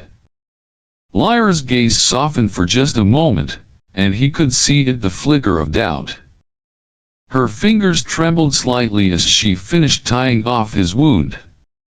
She didn't kill him. She could have. She should have. "Why did you save me?" Cale whispered, his voice barely audible. Lyra paused, her eyes meeting his, her expression unreadable. For a moment, the world seemed to stop. "Maybe," she said quietly, her voice barely more than a breath, "because I wanted to see if you could still change." She attacked from above. But he saw it coming. The stars burned cold above Veridion 4, their distant glow barely piercing the thick green nebula that cloaked this uncharted world. Beneath the swirling clouds, the shuttle descended like a falling ember, cutting through the atmosphere toward the unknown. From the moment the metal hull shuddered against the alien winds, Ronan Varek knew this place would change him forever. The landing was soft, too soft. Ronan stepped out into a silence so unnatural, it screamed. The jungle around them pulsed with a bioluminescent glow, every leaf and vine shimmering with life. Strange spores floated lazily through the air like drifting thoughts. The rest of the Galliacorp team followed, their suits reflecting the hues of violet and gold emanating from the trees. Sensors lit up. The data was extraordinary. Veridion 4 wasn't just alive, it was awake. "We're not alone," Ronan murmured, though no creature stirred. Something deep in the forest was watching. They pushed toward the signal, a rhythmic pulse that came from a towering structure in the distance. It was a tree, but unlike any found on Earth.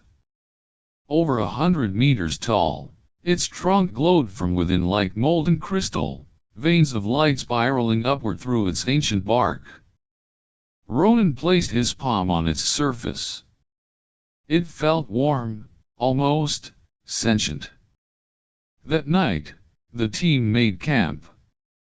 The artificial lights from their equipment clashed with the natural glow of the jungle, creating flickering shadows that danced like spirits.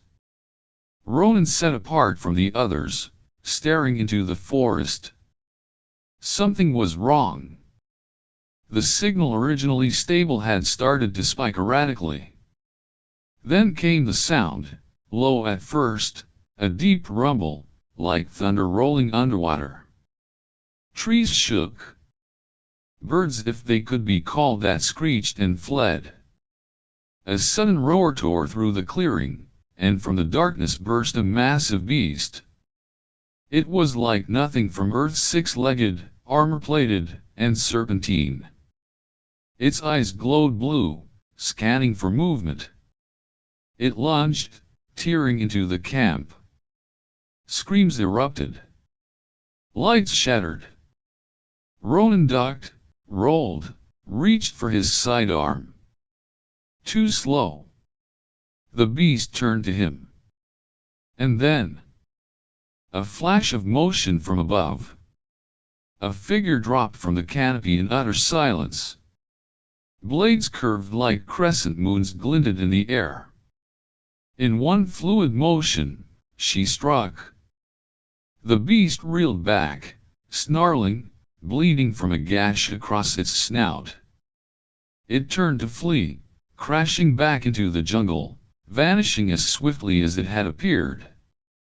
Ronan lay frozen. The figure turned. A woman, though not human. Her skin shimmered in moonlight, an iridescent shade of green-blue. Bioluminescent markings traced ancient patterns down her arms. Her eyes, burning gold, locked onto his. Ronan's breath caught. He had studied dozens of alien species in theory.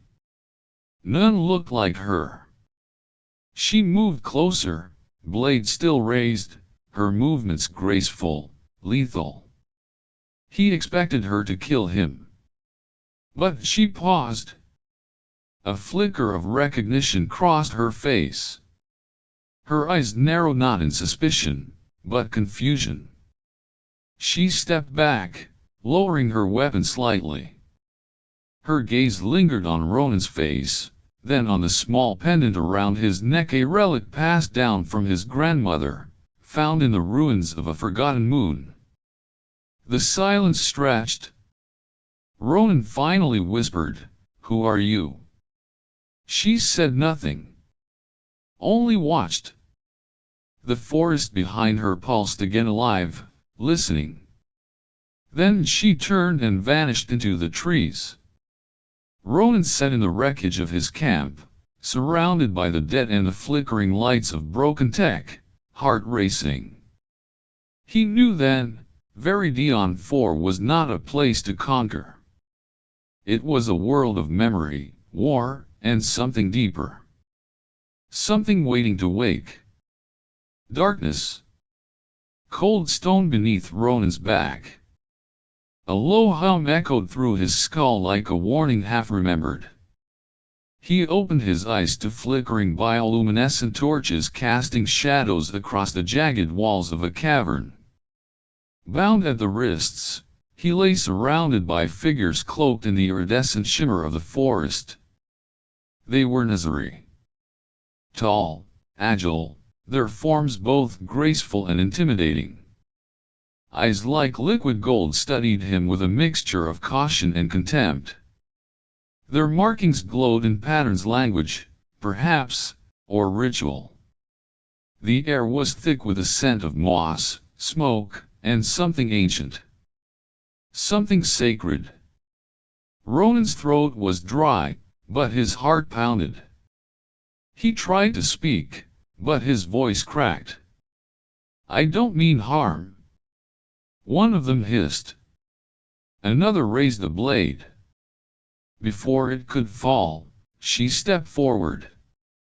Raya. Her presence was a shift in the air, both commanding and conflicted. She spoke sharply in a language he couldn't decipher, her tone halting the execution. The others backed away, hesitant.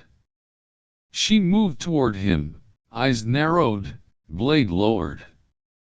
He felt shame creep into his chest. Not fear, though it lingered, but guilt. Whatever they thought of him, whatever fury sparked in their glowing eyes, he couldn't deny their right to it. The beast from the night before deformed, Twisted was not a native predator. Its body bore scars of corruption. Its blood smelled of machinery. Galliacorp had come to study. But someone had tampered with more than data. From her perspective, Siraya watched the human struggle to rise. His eyes darted across the cavern like a trapped animal, but there was no fight in them. Only sorrow. Strange. She had expected arrogance, the gleam of conquest she'd seen in other off-worlders. But his face drawn, eyes haunted reflected something different. Memory, perhaps. And the pendant. The symbol etched into it impossibly old, unmistakably Nazari. She should have ordered his death. Instead, she had dragged him here. Now, the tribe murmured. Divided. The elders called for blood. But her instincts wavered. She turned from him, ascending the spiral path that led to the upper terraces of the cave. There, moss glowed soft blue underfoot, and wind howled through bone-carved flutes embedded in the rock, playing the mournful songs of her people. She remembered the last time she heard those notes, when the creatures came. Twisted echoes of Iridian's once majestic fauna, driven mad by pulses from the sky. Some said the signals called to what hid beneath the forest, the old rage, long buried. Others whispered of machines beneath roots, poisoning mind and form alike. Down below, the humans sat quietly now. No pleas. No struggle. Just silence. And then the wind shifted again. A scream. A Nazari boy came running, his markings flickering erratically. The monsters had returned. Panic spread fast. Bells made of crystal bones rang, and warriors poured from the caves with blades humming. Siraya grabbed her twin crescent daggers and looked down at Ronan. Without a word, she sliced the binds on his wrists. You want to prove you're not like the others, she growled. Then come. He followed. The night was alive with motion. Trees trembled, and the sky pulsed with distant flashes of red. At the edge of the village, the beasts emerged, dozens of them. Hulking things, their bodies covered in metal grafts, skin peeled to reveal sinew tangled with wires. They were Viridian's children perverted. Ronan stood frozen. One beast locked eyes with him. It snarled, but its snarl was warped like a scream muffled by static. As if it remembered pain. As if it blamed him. He raised his weapon but hesitated. They weren't always like this, he whispered. Siraya heard it. She turned to him. Then you know who made them this way? He didn't answer. He didn't have to. The battle erupted. Nazari warriors danced through the chaos, their movements poetry in death. Blades flashed. Screams tore the night. Ronan moved on instinct, dodging, helping pull wounded to safety. He wasn't a soldier, but he could protect. He saw Siraya fall pinned beneath one of the beasts. Without thinking, he ran, firing blindly. The thing screeched, shuddered, then collapsed. He reached her. Their eyes met. There was blood on her lip. But also something else. Uncertainty.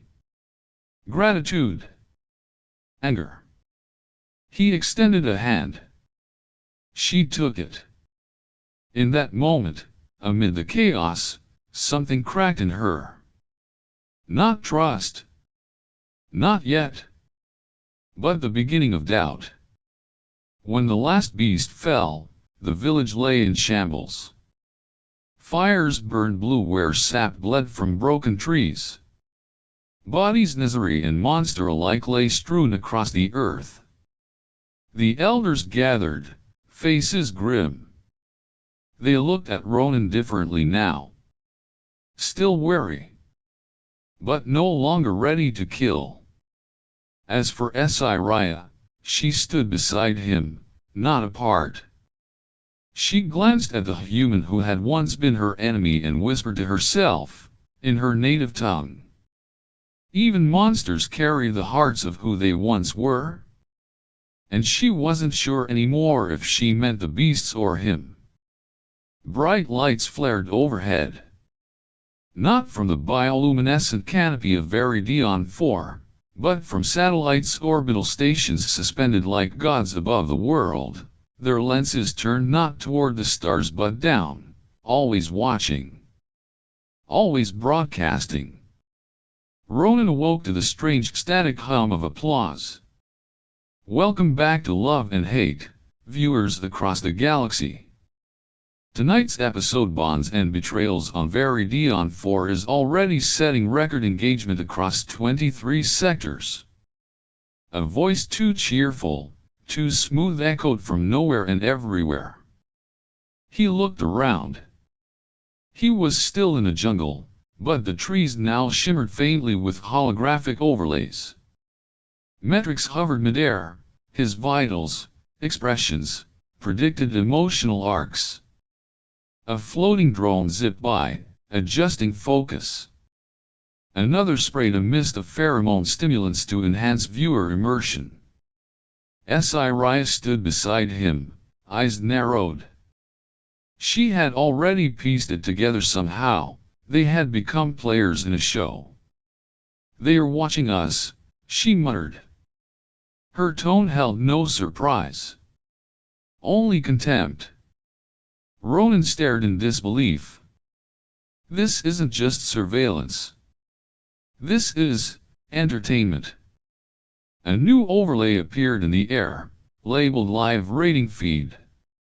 Emoji reactions poured in, flames, hearts, broken hearts, and thumbs down. Another voice chimed in deeper, dramatic. Last week, we saw Ronan risk his life to save Raya from the monstrous glare beast. Was it duty or something deeper stirring in his heart? Cast your votes now. Ronan felt bile rise in his throat. Then came the ads. Don't miss your chance to own the official Love and Hate Veridion edition merchandise featuring Ronan's battle-worn jacket and a Raya-inspired fragrance, Biolume, for the one who hunts and heals. Raya's blade was halfway drawn. She turned to Ronan. You knew about this. He shook his head violently. Never. I swear. But she looked away. They walked in silence until they reached a clearing where fragments of metal and crystal protruded from the ground antennae. The jungle throbbed around them, and at the center of it all stood a spire humming with signal energy. It wasn't natural. Raya approached the spire, placing a hand against it. It pulsed with a heat that was not of Veridion. Her markings dimmed. This is the source, she said. This is where the hate begins. Data streamed into Ronan's HUD. Emotion frequencies. Resonance patterns. A chilling realization dawned. They are not just filming emotions, he whispered. They are harvesting them. The monsters that twisted beasts weren't just accidents. They were byproducts. Hate made real. From the undergrowth emerged a childlike figure, a Nazari no older than 10. Its body shimmered with infection, half transformed into one of the creatures. Eyes wide with pain. It looked at Raya. Why does it hurt to remember? It whimpered. Raya dropped to her knees. She didn't have an answer. Above them, the rating feed dipped, audience empathy dropping. A pop-up ad appeared. Skip scene. Viewers are disengaging. Ronan slammed his fist into the projection. The illusion scattered. How do we stop this? He asked. Raya turned to him. Her eyes, once pure fury, now shimmered with conflict. You came from them. You profit from their gaze. Yet you ask to end it. He nodded. Then understand, to destroy this system, you must become its final spectacle. In the distance, more drones approached. The show demanded escalation. Conflict. Love. Blood. Give us a kiss before the war, a mechanical voice cheered. Raya raised her blades. Ronan raised his voice. To all watching this, across the stars you're feeding on lies. On pain. On corrupted love. Viridion is not a playground. It is dying because of your amusement. Comments surged. Fake. Drama queen. Revolutionary arc? About time. Raya stepped forward. Then let them see the truth. All of it. She took his hand. Not as a lover. As a pact. And in that moment, every camera turned. The highest rated scene of the season wasn't a kiss or a battle. It was two enemies standing still, united against the lens. And in the silence that followed, the ratings began to drop. The spell was breaking. But the war to end the broadcast had only begun. The roots of the jungle grew denser as Ronan and Raya descended into the heart of Viridion 4. What had once been a verdant labyrinth of bioluminescent flora began to shift, less plant, more pattern. Trees weaved together like synapses, glowing with pulses of green and blue, as if the planet itself were thinking. Ahead stood the tree of knowledge. It was unlike anything Ronan had ever seen. Towering into the clouds, the trunk twisted in spirals like a double helix, and its branches spanned wide enough to cradle villages. Light flowed along its bark like data along circuits, and the air shimmered with memory. The closer they got, the more the air felt heavy, not in weight, but in history. Raya paused. Her fingers brushed the moss, and her lips moved in silent prayer. The tree remembers everything, she whispered. Every death. Every promise. Every betrayal. They stepped forward. The base of the tree split like opening lungs, revealing a chamber of light. Without a word, they entered.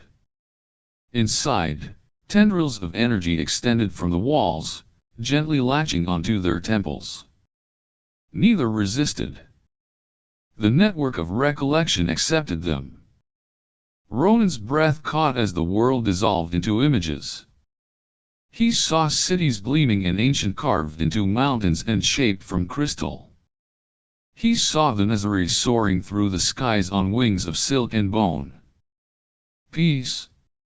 Unity. Then. Machines. Humans arrived as explorers. Then as traders. Then as conquerors. His ancestors' faces he recognized from family portraits, smiling as they offered gifts. Then weapons. Then wires and steel that pierced into the tree of knowledge itself. Ronan cried out.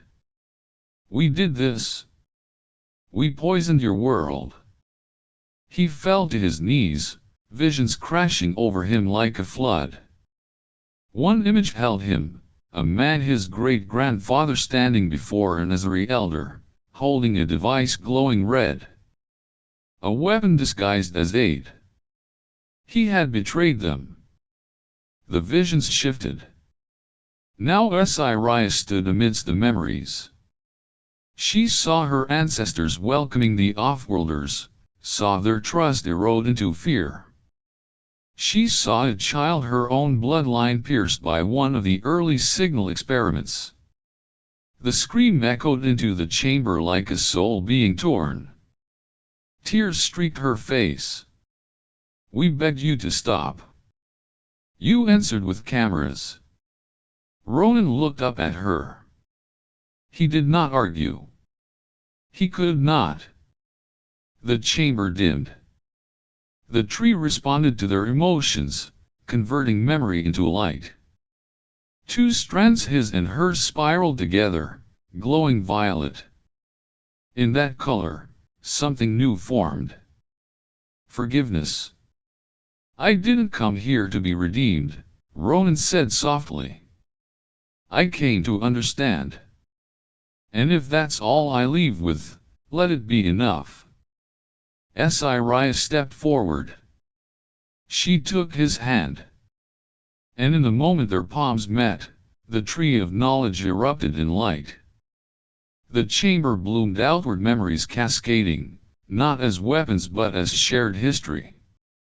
Sorrow and love, entwined. War and peace, side by side. Outside, the sky pulsed. Across the planet, corrupted beasts howled in confusion, then fell still. The signal that fed their rage had faltered. The tree had begun to rewrite. Not the past. The future. In the silence, Ronan looked at Raya. She was no longer just a guardian of her people. She was the voice of a planet that had been crying for centuries. "What do we do now?" he asked. She didn't smile. But her eyes, for the first time, held peace. "We teach them to listen. And never forget." The tree pulsed once more. A heartbeat of Veridion. Alive again. The cameras did not capture the final kiss. Not because it didn't happen but because the signal, for the first time, was not theirs to own. In the center of the ancient clearing, beneath the radiant boughs of the tree of knowledge, Ronan and Raya stood bathed in golden light. The vines around them pulsed like quiet applause from the planet itself. Drones buzzed desperately overhead, searching for the perfect angle, scrambling to frame the moment for maximum emotional impact. But something had changed. When Raya leaned forward, and Ronan did the same, their breath mingling in the charged air between them, the act was not performative. There were no declarations. No dramatic soundtrack. Just a quiet convergence of two beings who had seen the truth, touched pain, and chosen each other anyway. And in that simple, silent act a real kiss, the signal cracked. Every orbiting broadcast tower flickered. A rush of unquantifiable data surged through the channels. Love, pure and unmeasured, without algorithmic framing. No metadata. No expected outcome. The system didn't know what to do. Back in Galliacorp's control hub, alarms blared. Signal instability. Emotional resonance unprocessable. "Sir, the engagement models are failing. We're losing feed dominance across all sectors. They are broadcasting something we can't predict." On every screen across the galaxy, the glossy sheen of love and hate dimmed. The endless commentary fell silent. Hashtags ceased to trend. No new emojis appeared. Instead, just light. Wordless. vast. The tree absorbed it, amplified it. Siraya's hand found Ronan's. He gave no speech. She made no vow. They simply stood, eyes closed, hearts open. The spires collapsed first. Towers of data and deceit disintegrated into dust. The creatures of hate, born from synthetic rage, dissolved like shadows at dawn. The drones rained down in silence. And still, the kiss lingered in memory, not recorded, but remembered by Veridion itself. In a slum on Thalra Prime, a child who'd once mimicked cruelty from the show now sat, blinking at the still screen. In the floating archaeologies of Helix 9, shareholders watched as graphs plummeted, and for the first time, no one proposed a reboot. Across the galaxy, silence fell. The feed had ended. Not with a bang, but with understanding. Ronan and Siraya did not walk out of the clearing. No image shows what became of them. No closing credits. No epilogue. Only the jungle remains. And if you stand still enough beneath Viridion's canopy, you might hear it, not the hum of machines, but the quiet song of roots and memory. The jungle whispers now. It doesn't shout. And that is how the truth returned to the stars. She crossed the line and spat in his face. He silently gagged her in under a minute. The glass walls of the interrogation chamber offered a panoramic view of Eralis, the city of spires, levitating high above the Earth's atmosphere like a crown of silent ambition. Morning light dripped through the angled beams of steel and sky glass, casting reflections that made the room feel like a prism, suspended between diplomacy and war. She stood still, hands bound, eyes unflinching. Lyriel. The Elverin. Skin like polished pearl, ears tapered and noble, hair a fall of midnight cascading down her back. Dressed in the crimson uniform of her delegation, she looked less like a prisoner and more like a provocation sculpted by pride. Rei Calderon entered without a word. No guards followed. No tools. No threats. Only him, broad-shouldered, expression unreadable, dressed in black fatigues that bore no insignia. His arms crossed loosely, not as a defense, but as a silent barrier between questions and truths. He didn't sit. He didn't speak. He only looked at her. Seconds stretched like metal pulled thin. The hum of the city outside filled the void. A drone hovered in the far corner, recording the moment for officials who preferred distance. Lyriel tilted her head, studying him with interest veiled as disdain. "You're the one they sent." Rei said nothing. Her lips curled. "I've seen statues with more personality." Still, he remained silent. She took one step forward. The chains around her wrists clinked softly. Her chin lifted, and in a motion both sudden and deliberate she spat. The glob of contempt landed just shy of his boot. It wasn't a scream. It wasn't resistance. It was worse, a challenge. Rei didn't flinch. He looked down at the spit, then back at her. A moment passed. Then he moved. With the grace of someone who had done this far too many times before, Rei reached into the pouch at his side and retrieved a strip of tactical fabric, dark, flexible, strong. Before Lyriel could step back or even shift her weight, he crossed the space between them and looped the band around her mouth in one fluid motion. No aggression. No anger. only the efficiency of silence. Her eyes widened not in fear, but in the smallest flash of confusion. She expected retaliation, maybe words, maybe fury. Not this. He stepped back, gazed level, and crossed his arms once again. The cityscape behind them blinked with aircraft and distant construction. The wind didn't touch them here. The walls of Aeralis held firm. Lyriel's jaw clenched behind the gag. Her breath flared through her nose, and she met his eyes like a blade drawn in protest. Yet something in her gaze had shifted, a question, maybe, hidden beneath layers of arrogance. Rei saw it. He didn't acknowledge it. He had read the reports. Her ship intercepted outside the Earth sphere. Diplomats killed en route. Only she survived. The official claim was a navigational malfunction. But her pulse didn't lie, and neither did the encoded signals that pinged off her vessel seconds before its seizure. She was no ambassador.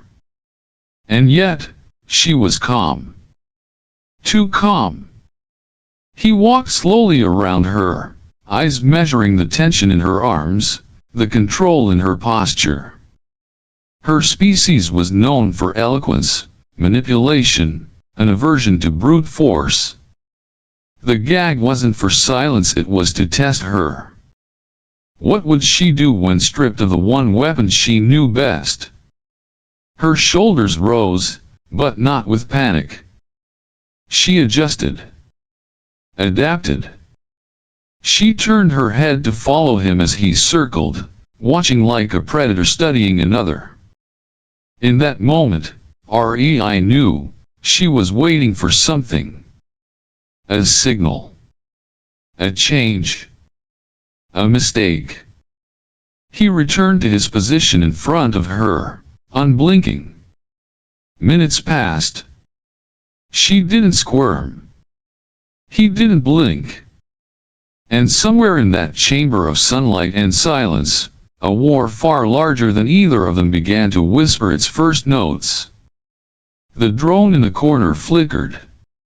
Rei narrowed his eyes. The recording should have been stable. He made a mental note. Lyriel noticed. Her eyebrows lifted slightly, amused. Even gagged, she was speaking.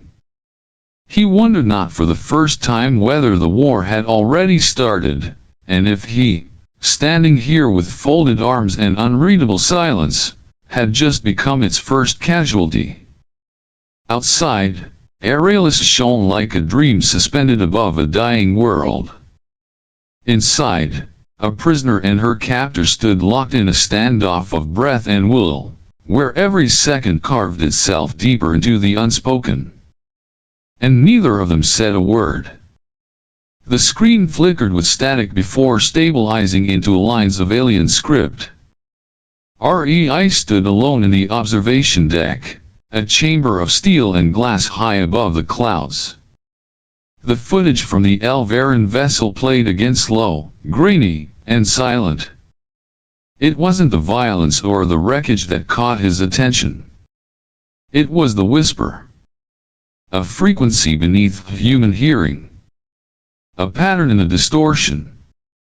A pulse of symbols flickering like candlelight through the static, coded, deliberate, ancient. He paused the feed and zoomed into the spectral data.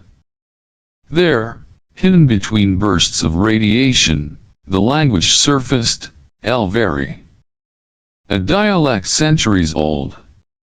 Extinct, supposedly. But she knew it. He glanced through the glass at the chamber where Lyriel sat, still bound, still gagged. Still watching. The silence had stretched into hours. Tension had dried into formality, but something deeper had taken root in that quiet curiosity. Rei entered the room without a word, again. But this time, he paused at her side and slowly reached up. He untied the tactical gag. The fabric fell to the floor like a discarded oath. Lyriel flexed her jaw, rolled her shoulders slightly, and inhaled. Her voice, when it came, was soft but unyielding. It took you long enough. Rei didn't respond. She turned her head and gave him a look that was half triumph, half amusement. You found the message, didn't you? He met her eyes. What does it say? Truth is not a single thing, Agent Rei, she said, savoring the syllables like wine. It is layered. Like ash on a battlefield. Translation, he said flatly. You took my voice. Now you want my mind. You humans never change. His stare didn't falter. The signal, was it a warning? A threat?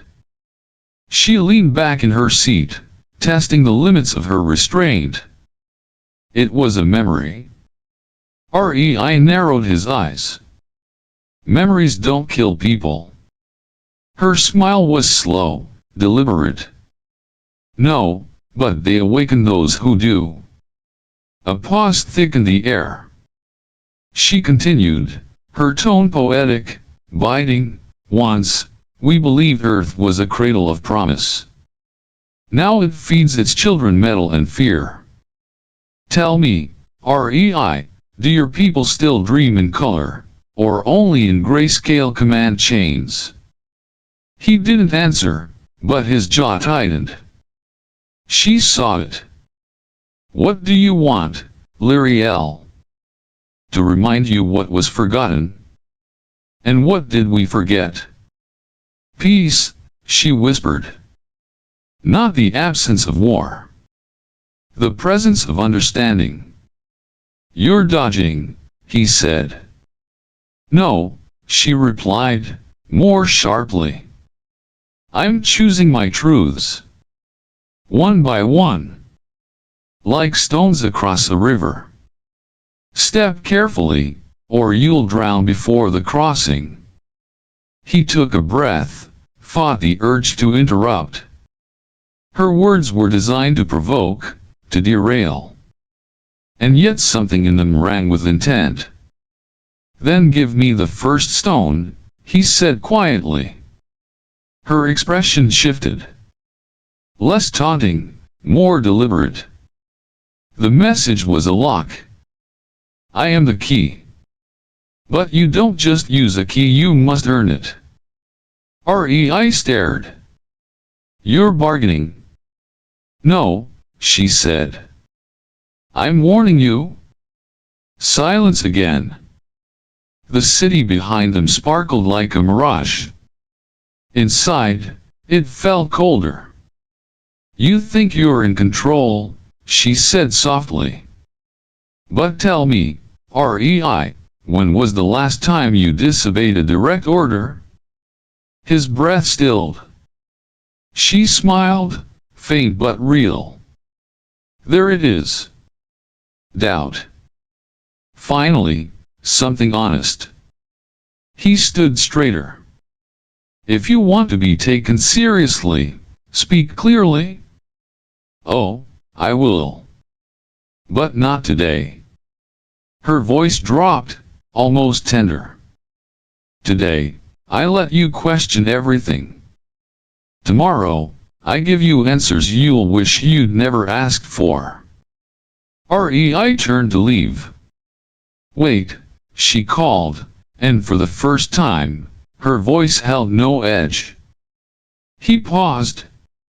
The stars will fall, she said, almost to herself. And when they do, remember this moment. When silence could still protect you. The door hissed open behind him. He walked out. Behind the glass, she closed her eyes. And began to hum. The command came down like a gavel through fog. 12 hours. If Agent REI Calderon failed to extract viable intelligence from the Elvari prisoner within that window, Lyriel would be transferred to Vortek Black, an off-Earth facility known more for extraction than interrogation. No one came back from Vortek. Not whole. He stood in the control chamber as the ultimatum flickered on his screen, fingers curled so tightly his knuckles whitened. The message was marked high priority. Non-negotiable. He turned toward the glass where she sat, still restrained, still watching.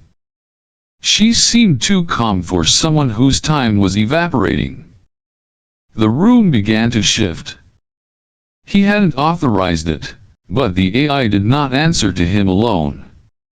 A silent protocol, encoded deep within the station's systems, had activated. The walls dimmed. The light turned clinical, void of warmth. The temperature dropped by several degrees. The chair she sat in altered its pitch subtly, a calculated disorientation. A psychological operation. Applied pressure. What are you doing to her? REI demanded to the unseen surveillance officers behind the glass. No response. He stepped into the chamber. The door hissed shut behind him. The chill hit him first, artificial, sterile. Designed to seep beneath skin and armor.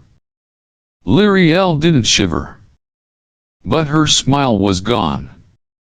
He walked forward, crouched slightly to meet her eye level. They are escalating it. You know what comes next.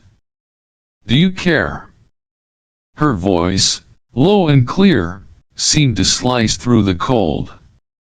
I don't want it to go there. It already has. There was silence. Only the low hum of environmental distortion. Then she said, you used to paint. Didn't you? When you were a child. You loved colors. Red, especially. The words struck like a needle through armor. His brow furrowed. How do you know that? She leaned forward. The basement wall. Your mother caught you drawing when you should have been sleeping. You said the world inside your head was louder than your dreams. He stepped back. Memory unfurled inside him like smoke, unbidden, vivid. A red circle scrawled on concrete. His mother's hand gripping his shoulder. Her voice, half laughter, half worry. REI's breath caught in his throat. How? She didn't answer directly. I'm not here by accident, REI. I wasn't caught, I was sent. The chill in the room deepened, but it wasn't the temperature. You're part of something bigger. A fracture, she said, eyes gleaming. A crack in the mirror you've been told to believe is the truth. The signal from Elvarin wasn't a threat. It was a call to those who remember. His mind raced. That signal. The language. Her presence. Now this. So you're a messenger? A witness. REI stood there, uncertain. His whole life had been angles and orders. Logic and structure.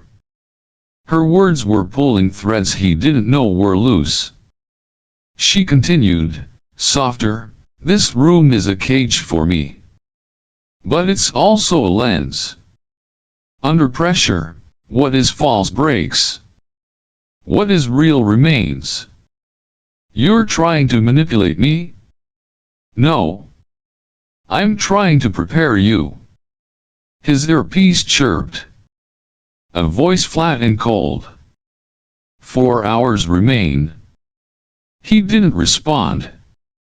Lyriel looked at the glass above, where the unseen watchers hid. They'll break me if they can't break you. But they don't understand. I am not the key. Then who is? You, Rei. You've always been. He didn't speak. Couldn't. The lights flickered. A power drain. Lyriel's chains shifted slightly with a hum. When they turn the screws harder, remember this, pain does not reveal truth. It only silences what you fear to hear. And with that, she closed her eyes. Rei stood frozen, no longer sure who the prisoner truly was.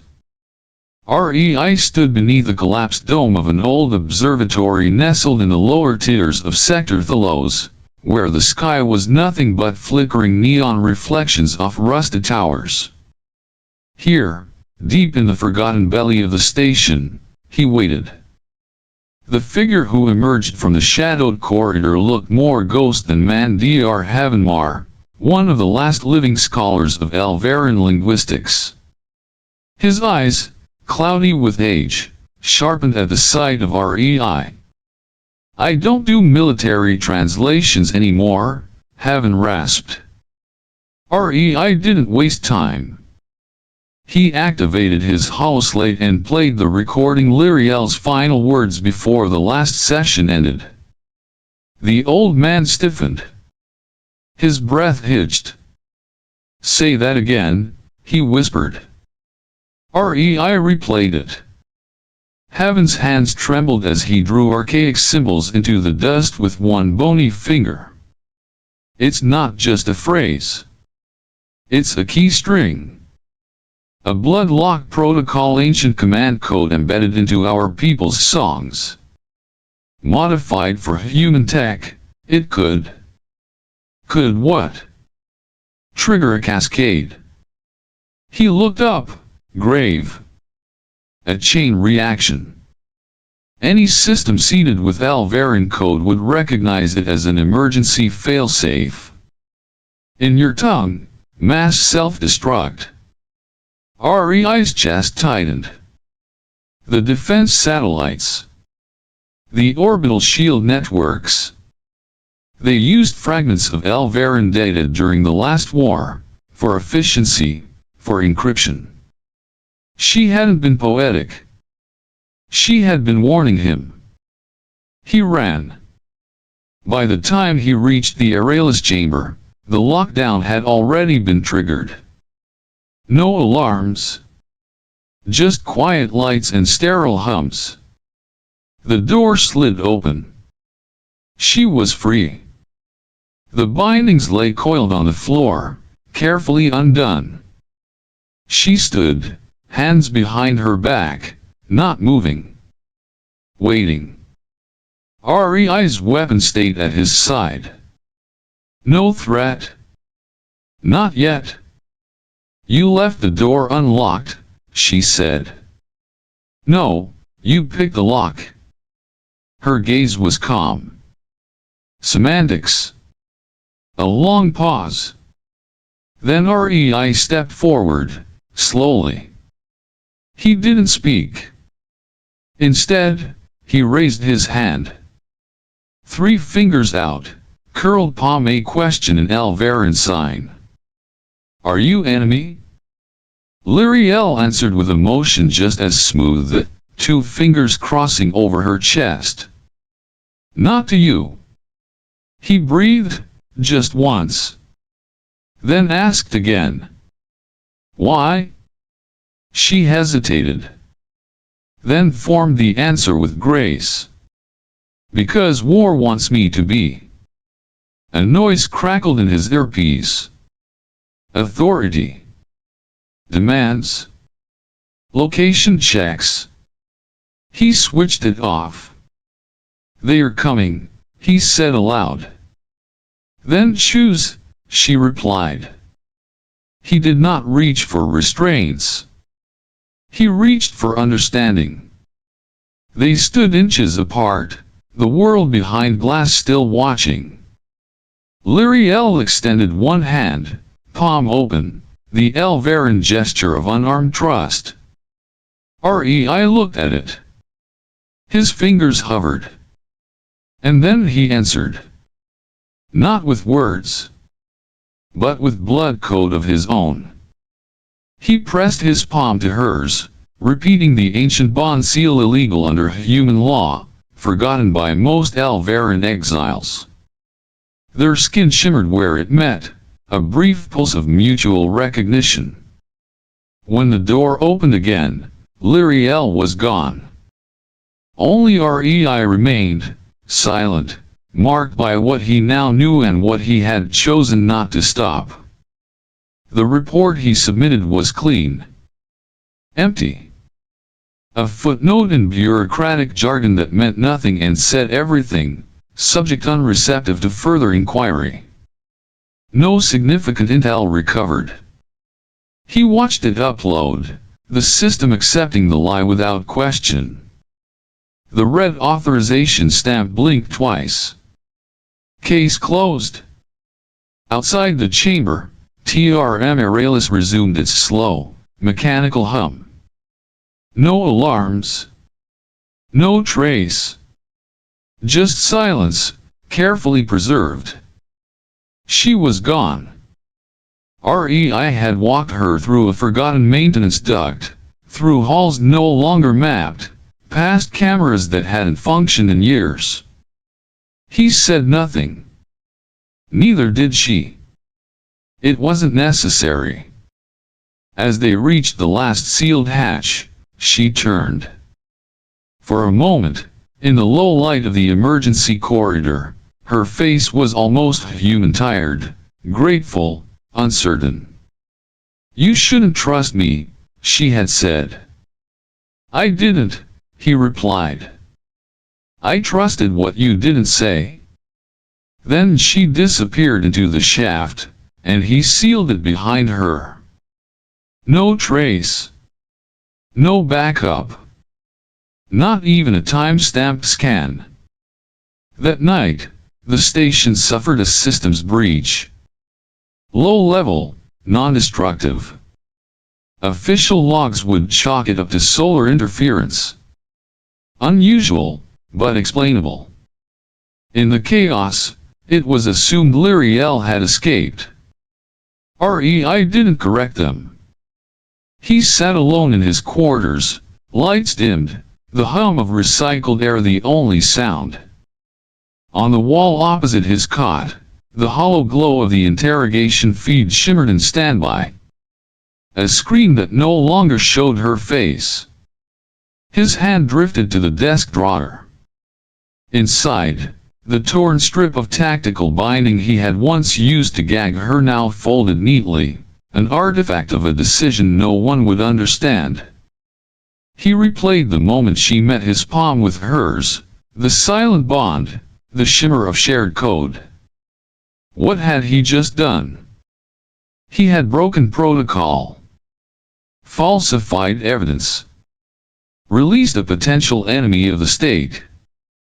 He had chosen to protect her, based on little more than instinct, half-truths, and a flicker of ancient trust. Was that betrayal? Or something deeper? A week passed. Every day, he expected the knock. The tribunal. The fall. Instead, a message. Untraceable. No signature. A sequence of pulsing glyphs across his personal terminal. Ancient Elveran translated roughly. The stars breathe a moment longer. War has paused. Because of your silence. Rei leaned back in his chair, eyes closed. Not victory. Not absolution. But pause. He had not ended a war. Only delayed it. Long enough, maybe, for something better to emerge. The camera in the corner blinked red. Recording. He looked into it. Didn't speak. Let them wonder. In another part of the system, beneath a skyline of smoke and synth glass, a woman cloaked in rust red stepped into the crowd. Her ears were hidden now. Her face unfamiliar. She vanished before anyone noticed. The war had not ended. But silence, for now, was survival. I was just a night delivery guy. But that night, what fell from the sky wasn't a package, it was a warning from the universe. The hum of my electric bike echoed through the deserted streets of East Los Angeles. Midnight deliveries were my quiet routine. No small talk, no questions, just packages from point A to B. I liked it that way. The silence suited me. After the military, I had no appetite for noise. Then came the light. Not a street lamp flicker. Not lightning. This was different. A sharp, emerald streak cut across the sky, burning green into the clouds.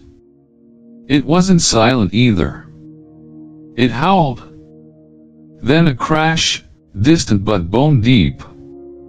My bike jolted, tires skidding on pavement.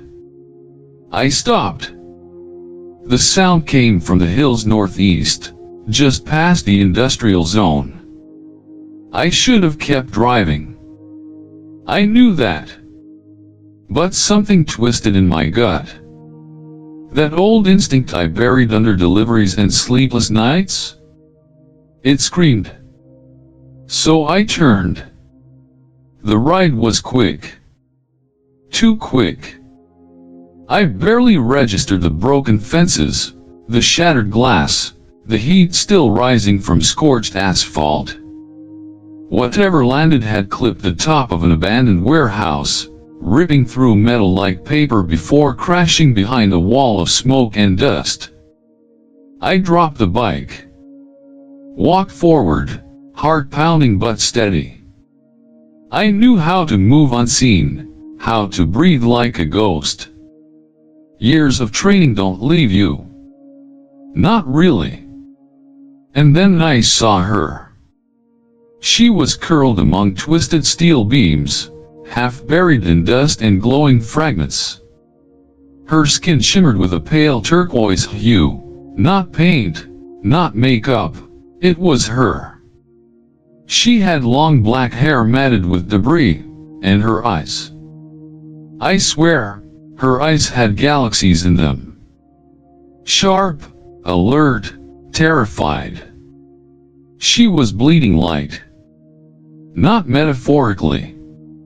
Her veins pulsed faintly with a soft cyan glow. I raised my hands, slow, like approaching a wounded animal. She flinched, one arm lifting in defense, the other clutching her side. She tried to speak, but nothing came out. Then I heard it, in my head. Not a voice. More like a feeling wrapped in sound. Don't leave. I froze. Looked around. No speakers, no trick. Just her. Her lips never moved. But I knew it came from her. Direct. Raw. Into my mind. What are you? I whispered. She blinked. Tried to push herself up but failed. Her breathing was labored. Panicked. I stepped closer. My boots crunched broken glass. She flinched again. It's okay, I said quietly. I won't hurt you. A pause. Then another pulse of thought. They'll come. Not safe. Who? No answer. She was fading. Her body tensed, then slackened slightly, as if trying to stay conscious. The edges of her form shimmered faintly. I didn't know what she was. Alien? Government tech? A hallucination from too many nights alone? But her eyes. They weren't human. And they weren't hostile either. I knelt beside her. Reached out, slowly. She didn't resist when I touched her shoulder. Her skin was warm, too warm. Like metal under sun. She shivered. I slipped off my jacket and wrapped it around her. Another pulse. You're not like them. Them. Others. You don't see me like they do. I couldn't explain why I didn't run. Every part of me knew this was insane. But something about her, not just her voice in my head, not just a glow, something quiet, broken, and deeply real, it anchored me. I scooped her up, gently. She was light. Too light. Bones like bird wings. She didn't fight. Just closed her eyes and whispered, through my mind. Hide me. The roads back were blur. I didn't stop. Didn't think. Just moved. Like on instinct. In my apartment, I laid her on the couch, pulled the curtains, checked the locks. She was breathing, barely. I grabbed water, bandages, whatever I had. She didn't react to the antiseptic. No wince, no hiss. But when I touched her again, her hand reached for mine. You see me? Yeah, I muttered. I see you. I should have called someone. Anyone. But I didn't. And deep down, I knew I wouldn't. That night, I didn't sleep. I sat in a chair across from her, watching the way her skin dimmed and glowed with every breath. Something had fallen from the sky. And it wasn't a weapon. Or a ship. Or a curse. It was her. And she had chosen to fall into my hands. Whatever happened next, I already knew I wouldn't be the same. She slept for most of the morning. I sat nearby, barely moving, just watching the way her chest rose and fell. The glow beneath her skin had faded slightly but remained visible, like dim stars beneath ice. I hadn't turned on the lights. I didn't want her to wake up surrounded by anything harsh or artificial. Whatever world she came from, it probably wasn't kind. Around noon, she stirred. Her eyes opened slowly, scanning the room like a cornered animal. I moved carefully, offering her water. She didn't take it at first, just watched me. Then, slowly, she reached out. Our fingers brushed. There was a flicker, something like static, but warmer. Not pain. Recognition. She took the water and drank. Her hands trembled. You okay? I asked. She didn't answer out loud, but her eyes softened. The connection was weaker than last night. I could still feel her emotions bleeding into mine, but the words were less clear. Just flashes, confusion, exhaustion, something like fear but not of me. Then she turned her head sharply toward the window. The blinds were drawn, but she moved as if something had passed by outside. She stood up without warning and crossed the room. I reached out to stop her, but she turned and said, not with her voice, but with her mind, "It's fine. I can feel them. Feel who? She didn't respond. Instead, she touched the side of her wrist. A soft chirp sounded, and part of her skin shifted like fluid. A tiny disc, silver and translucent, emerged from beneath the skin. It lit up with a hum. Before I could stop her, a projection unfolded in midair. A three-dimensional star map floated above the floor, casting blue light on her face. Lines connected star systems in geometric patterns, but one system, ours, was flashing red. Next to it, a warning icon. Beneath it, alien script scrolled rapidly. I didn't understand a word of it. But I didn't need to. The meaning was clear enough. "Someone's looking for you," I said. She nodded. "Not someone," her voice finally whispered into my head. "Everyone." I stared at her. She looked back, guilt seeping into her eyes. That was when it really hit me. She wasn't just lost. She wasn't a crashed survivor. She was a fugitive. Outside, a siren chirped once. Not police. Something else. She flinched. I stood. "We need to leave." She hesitated. "You don't have to." "I know," I said. "But I'm doing it anyway." We grabbed what we could. My jacket, some cash, phone, water. She wouldn't touch the phone. Every time I handed it to her, she backed away like it was fire. "Electromagnetic fields," she explained through a flicker of thought. "They track devices. I can sense them." That was why she always moved away from the TV, the microwave, the phone charger. I had thought she was just disoriented. Turns out, she was being hunted by signals. As we slipped down the back stairwell, she stayed close behind me, always scanning. Her presence was unsettling, but not because of how she looked. It was the silence. The weight of her awareness. Like she was hearing a frequency I'd never know.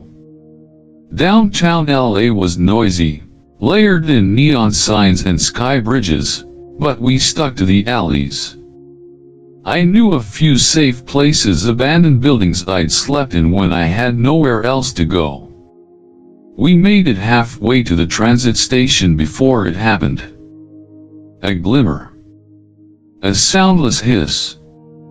She stopped dead. "What is it?" I asked. She didn't speak. Just pulled me sideways into the shadows. Then I saw it, floating just above the street, a silver orb the size of a basketball. Sleek, smooth, no seams. It pulsed with a dull red light. "Recon drone?" she whispered inside my skull. "Not local." My heart spiked. "Can it see us?" "Not if we don't move." But it hovered closer. I grabbed her wrist, pulled her behind a rusted dumpster. The light grew stronger. A hum like a tuning fork vibrated through the air. I held my breath. She started shaking. Not from fear, more like something inside her was reacting. Her skin began to glow again, involuntarily. I turned to her, eyes wide. "No," I mouthed. "Not now." Her face twisted, struggling to contain it. I reached out, covered her hands with mine. Her glow dimmed slightly, but not enough. The drone drifted closer. Then her mouth opened slightly, a breath escaping. I saw the panic in her eyes before she could speak. I pressed my hand over her mouth. "Shut your mouth," I hissed. "If you make a sound, we're dead." We stayed like that for what felt like hours. The drone hovered, scanned. Then, without warning, it lifted, vanished over the rooftops. She slumped against the wall, her body trembling, skin fading back to normal. I pulled my hand away. She looked at me, not angry, not scared. Something else. Like she was seeing me for the first time. "You don't know what I am," she said in my head. "No," I admitted. "But I know what I saw." "What did you see?" "A girl who's terrified and running." A long silence passed. "Why, help me?" I didn't answer. I didn't have one. Not a real one. We waited a few more minutes, then took off again. This time, we stuck to the underground routes. Back alleys, service tunnels. She followed close, silent as a shadow. By the time the sun began to rise, we found an old train tunnel under the freeway. Cracked walls, stale air, abandoned cables. Safe for now. We slid down behind a rusted control box and sank to the ground. She curled her knees to her chest. I watched the morning light filter faintly through the cracks above. She finally looked at me and said one word. "Thanks." I gave a nod, heart still hammering. That morning, I wasn't just a guy hiding an alien anymore. I was part of her escape. The industrial zone had gone quiet. No city noise, no traffic, just the occasional metallic creak of the wind nudging rusted steel. We slipped into a half-collapsed warehouse, surrounded by twisted rebar and broken shipping crates. The air smelled of oil and time. It was the kind of place people forgot except for ghosts, rats, and fugitives. Elia leaned against a wall, clutching her side. Her skin flickered again with faint light, subtle, but dangerous. I pulled her deeper inside, past a collapsed stairwell and behind a bent storage tank. We knelt behind a sheet of corroded metal that curved like a half-pipe, just big enough to shield us. I checked my surroundings. No sign of drones. No infrared shimmer. Still, she was sweating hard, her breath uneven. "What's happening?" I whispered. Her voice crackled into my mind like static. "The signal. It's closer. It burns when it sinks. My body, it's tuned to their frequency. Hybrid code." She was shaking now. Not from cold, her skin radiated heat like she was overheating from the inside out. Her eyes blinked rapidly.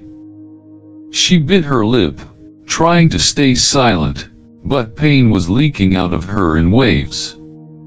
A low thrum began to pulse through the air. Not audible. Felt. Her back arched slightly. A strangled sound caught in her throat. She opened her mouth. I moved fast, reflex taking over. I slid in close, my arm wrapping around her shoulders, my hand pressing gently but firmly over her lips. She gasped beneath it, eyes wide, but I was already leaning in close, forward nearly touching hers. "Shut your mouth," I whispered, my voice barely air. If you scream, they'll find us. If they find us, we die. Both of us. Her body tensed under my grip. Her hands clenched my arms, nails digging into my jacket, but she didn't fight. She just stared at me. Her pupils dilated, glowing faintly. Her breath was hot against my palm. I could feel her entire body pulsing, not just from fear but from whatever lived inside her. Light moved beneath her skin, like veins of starlight. But under all of it was something raw. Fragile. She wasn't just a fugitive. She was falling apart.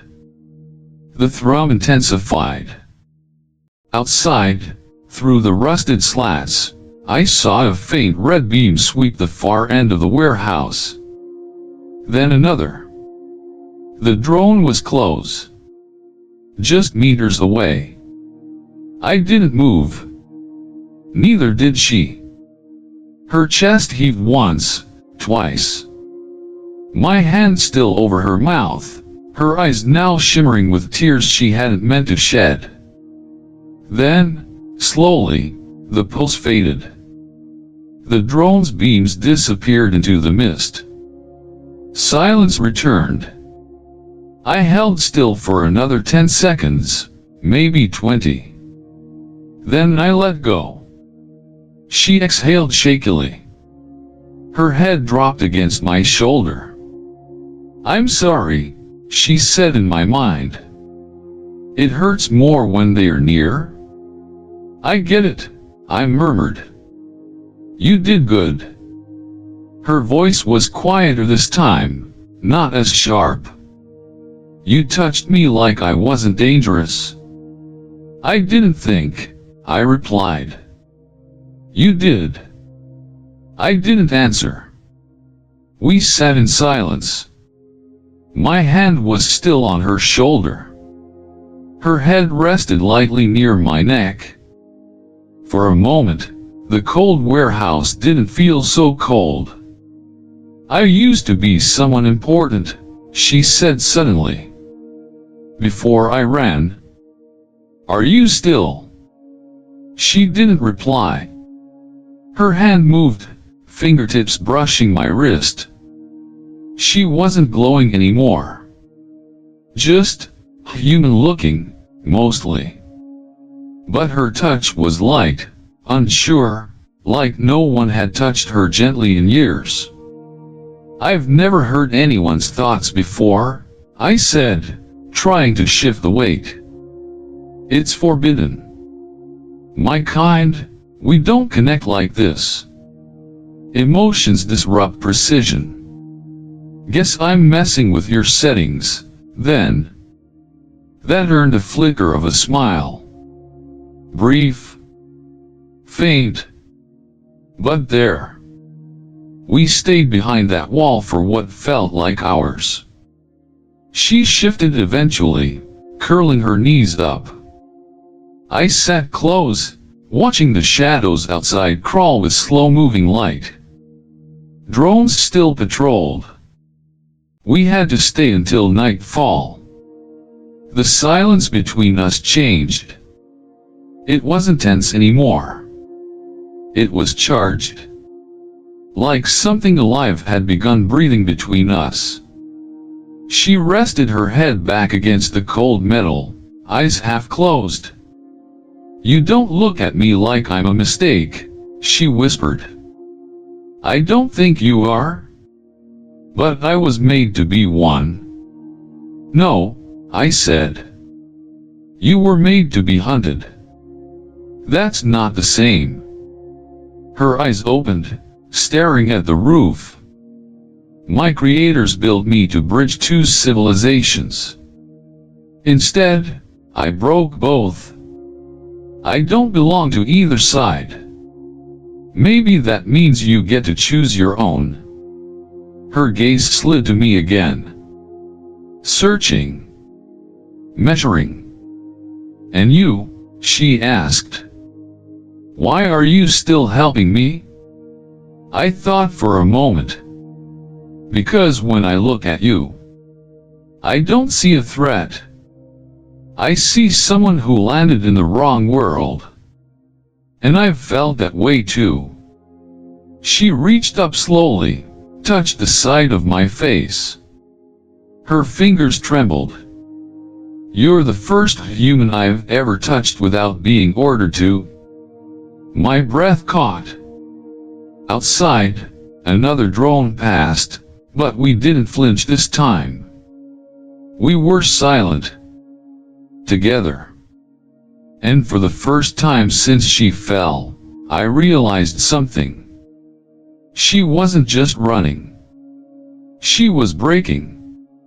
And maybe, just maybe, I could hold the pieces long enough for her to survive.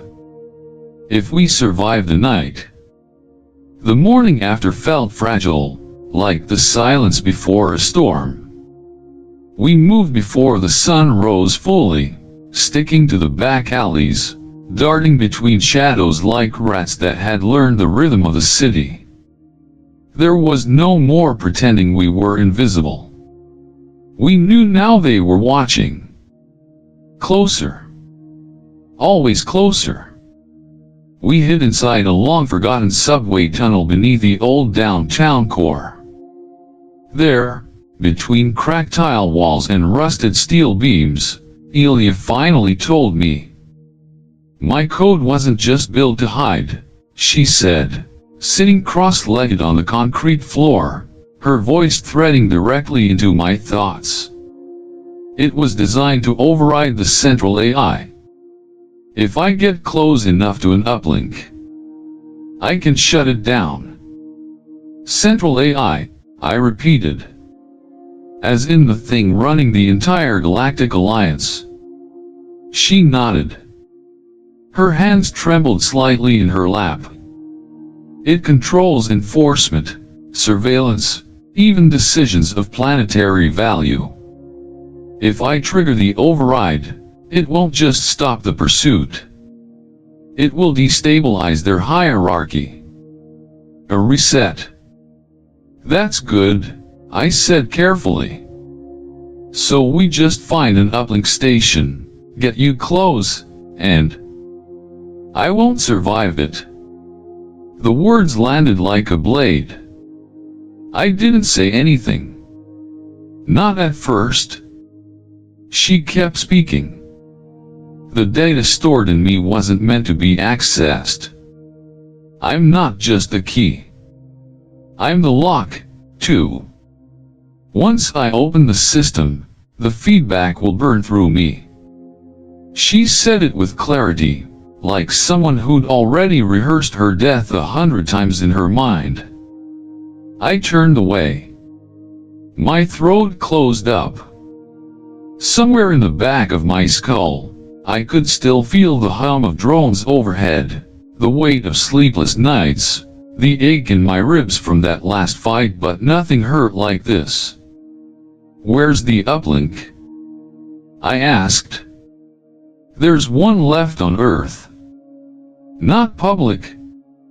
It's buried under the Mojave Desert, an abandoned relay built before Earth lost its clearance. And we can get there? She looked at me. Not with hope. With certainty. Yes. If we leave now. So we did. The journey was long. Roads half dead. Skies always watching. But the desert was silence. Dust and heat and time. We stole a truck.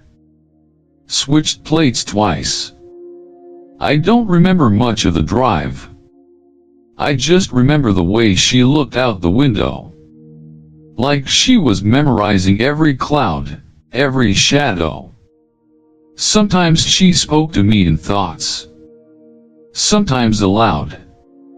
Sometimes not at all. But I could feel her. Her presence was no longer alien. It was constant, like the sun through tinted glass.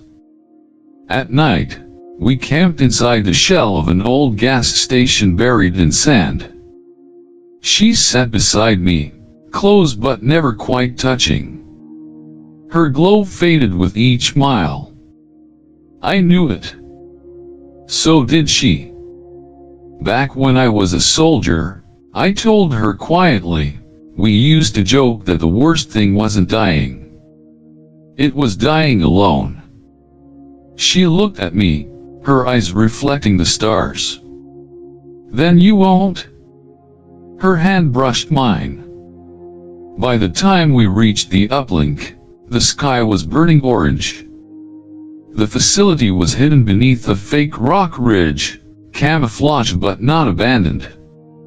We had to fight our way past one patrol unit, just one. But it nearly cost me my life. She shielded me. Took a blow meant for my chest. The skin along her ribs cracked with energy. Still alive. I whispered, half collapsed on the floor of the control room. She nodded, teeth clenched. For now. Inside the uplink chamber, she moved with purpose. Her fingers danced across interfaces built for hands not quite like hers. She was part of the system already. The walls responded. Lights shifted. This is it, she said. I stood behind her, every muscle screaming. You don't have to do this. She turned. And for the first time, I saw tears, not from pain. From peace. I do. But I'm glad it's you who brought me here. I took her hand. It was trembling. I wish I had more time, I said. You gave me enough to feel real. She leaned in. I met her halfway. Our lips met in the glow of dying circuits, under a sky that would never know her name. Her skin burned cold.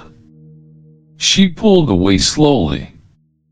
Step back, she said softly.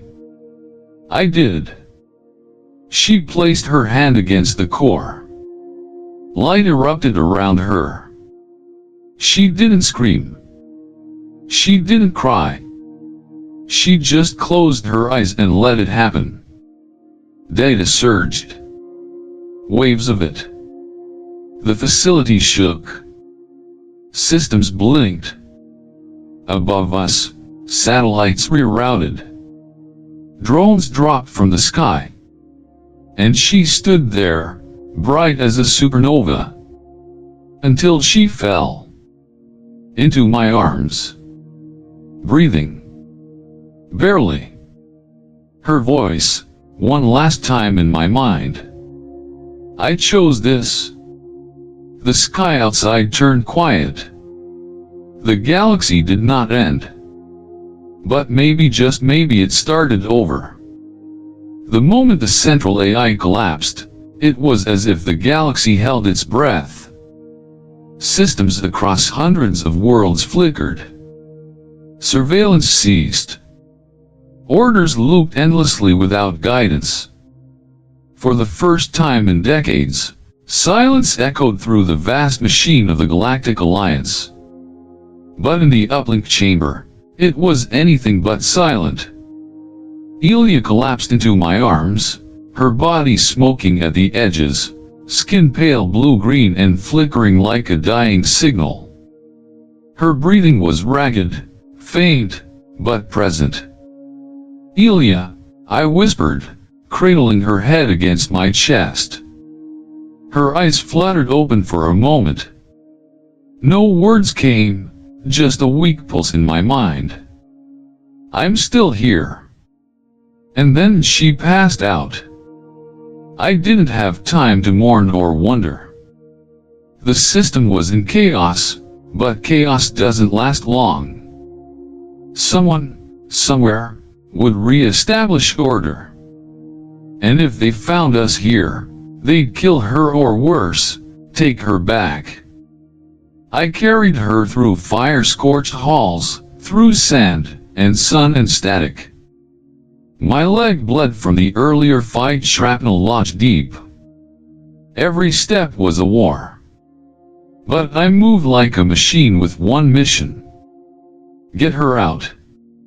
Above the ridge, I spotted it, an emergency evac beacon. Old tech, probably forgotten. But it still blinked. I activated it, tuned the signal to a dead frequency, and waited. Minutes passed.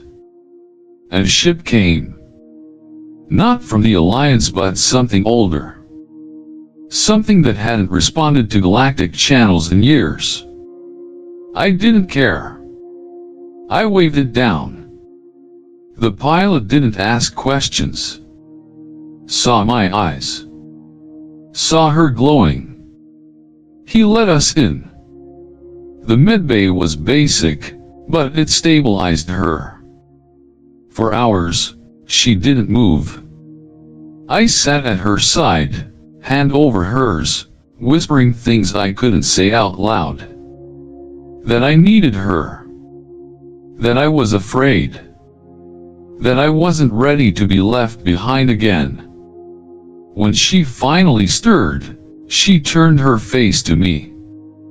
Her lips parted. You stayed. I didn't come this far to lose you now. She smiled faintly. Her voice brushed my thoughts like warm wind. I could go back. My body synced. A fail-safe activated. They'll let me return. Clean slate. I stared at her. Then go. Be safe. You did enough. But I'd lose you? Her eyes searched mine. There was no hesitation. They'll hunt me for choosing this. But I've never chosen anything for myself. Until now. She sat up slowly, the glow returning to her skin in soft pulses. Her voice steadied. Let's disappear. We did. Weeks passed. Then months. We moved through old pathways, ships no longer on records. No names. No scans. We found a cabin tucked deep in the Colorado mountains, a place without signal, without memory. Just sky. And stars. The world never knew what happened. Earth was quietly removed from the purge list. The Alliance fractured, but slowly, like glass cooling too fast. Some said it was a glitch. Others, sabotage. No one traced it back to us. And they never would. Each night, we sat on the porch, wrapped in blankets, watching stars blink through pine branches. Elia's glow dimmed now, only surfacing when she touched me. When she laughed. One evening, snow lightly falling, she curled into my side and whispered. They built me to be the edge between worlds. But you. She looked at me. You were the reason I didn't fall. I kissed her forehead, felt the warmth pulse through both of us. And I realized something. She wasn't a weapon. She wasn't a threat. She wasn't a message sent across galaxies. She was a choice. And she chose me. Not because she had to, but because she wanted to. She wasn't from Earth. But now, she didn't belong anywhere else. The sky above Arcadion gleamed with vertical skylanes and a distant roar of anti-grav vehicles. Neon glyphs flashed across towering spires, casting reflections on Lyra's polished armor. She stood still amid the crowd, her violet skin catching stray glances, but no one dared approach a Datari enforcer. Especially not one like her. She wasn't supposed to be here. Her neural relay had intercepted a rogue transmission minutes ago. It wasn't encrypted with Datari protocol, nor Earth military. It was something else, a pattern she hadn't seen since the Frontier Wars. Her boots glided silently across the polished alloy tiles of the plaza. The signal led her to the central COMM tower restricted zone. She pressed herself against a column, eyes narrowing. There he was. Zarkan. He stood where no one from their unit should. Back turned, visor off, speaking in hushed tones into a communicator embedded in his gauntlet. His other hand gripped something small, glowing. Forbidden tech. Foreign. Lyra's breath caught. Her heartbeat, normally steady, pounded against her ribs like a war drum. Zarkan, the one who swore blood oath beside her on the fires of Mirian Ridge, was committing high treason. This wasn't a misunderstanding. This wasn't a drill. She stepped forward. And that's when it happened. A strong arm wrapped around her from behind, a calloused hand covering her mouth. Before her warrior reflexes could react, she was yanked into the shadows of a side corridor. Her back slammed against a warm chest. "You'll be dead if you say one more word," the voice hissed low, urgent, not hostile. Human. Lyra's fists clenched. Every instinct in her screamed to flip him over her shoulder, to unsheath her plasma blade and sever his spine. But something about his tone. She stopped. Elias Marin. She recognized him now. Earthborn, civilian registered, supposedly a comms engineer assisting with interspecies tech calibration. She had filed reports on his presence before, nothing out of line. But now, his hand was over her mouth, his breath warm at her ear, his eyes fixed behind her. Not on her, but on Zarkan. Elias slowly released her. "Look again," he whispered. "Don't let your fury get you killed." Lyra turned. Zarkan was no longer speaking. He was scanning the plaza. Looking for someone. Looking for her. She retreated deeper into the shadows, her back brushing the glowing runes of the wall. Elias followed, keeping his voice low. "They know you're onto them." That wasn't a conversation, it was a signal. He wanted you to see it. He's drawing you out. "How do you know that?" she snapped, voice laced with venom. "Why should I trust a human rat hiding in our towers?" He didn't flinch. "Because if I wanted you dead, I'd have let you charge him." Silence stretched between them. The city pulsed beyond the alley, alive, unaware. In the dim corridor, her fingers still tingled from the tension, her pride aching from being handled. Yet behind Elias's composed facade, there was no mockery. Only fear. "He's working with someone off-world," Elias said. "But not for power. They're trying to expose you." "Expose me? For what? I'm not hiding anything." "Aren't you?" Lyra's jaw tightened. She stepped away from him, glaring. "You think you know what I am?" "I know what they think you are," Elias said, voice softer now. "And that's enough to get you killed?" The words landed like ice down her spine. The way he looked at her, not as prey, not as threat, but with something akin to warning, protection. It made her furious and afraid. "Why would you help me?" He looked up, the edges of his eyes shadowed with fatigue. "Because I've seen what they do to people like you. The ones who don't fit into neat roles.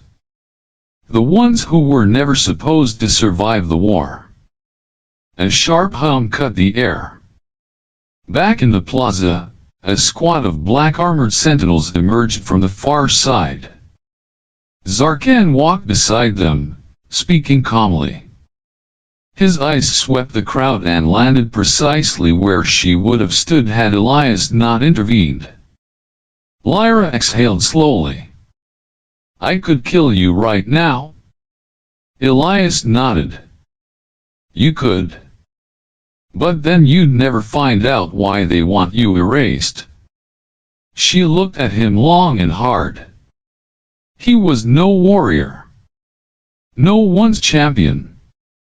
Just a man with quick hands, sharp eyes, and too many secrets.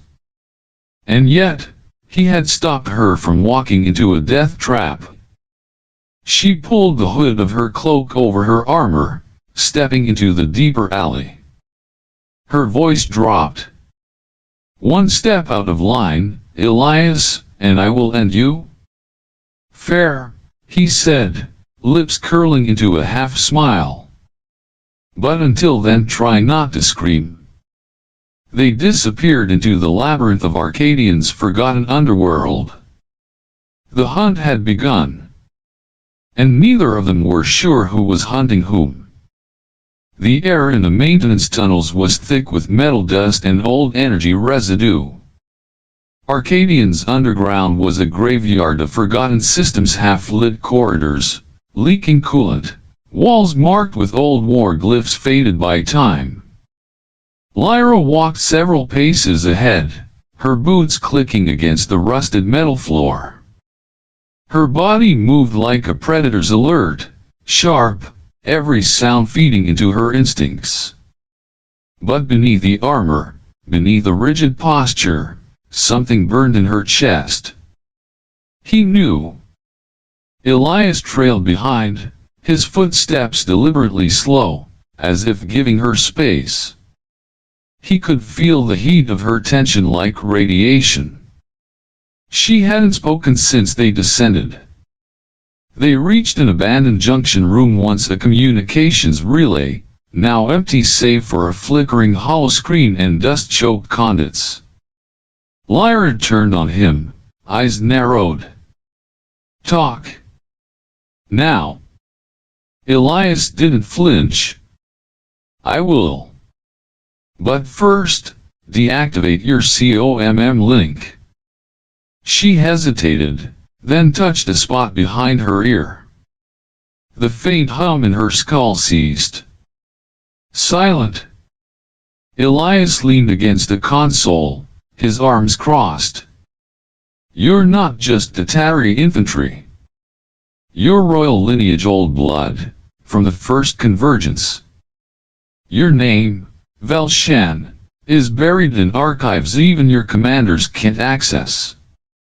Lyra stared. "That name means nothing now?" "It means everything." She clenched her jaw. "How would a human like you even know that name?" "Because I work for the Interstellar Accord's Shadow Division.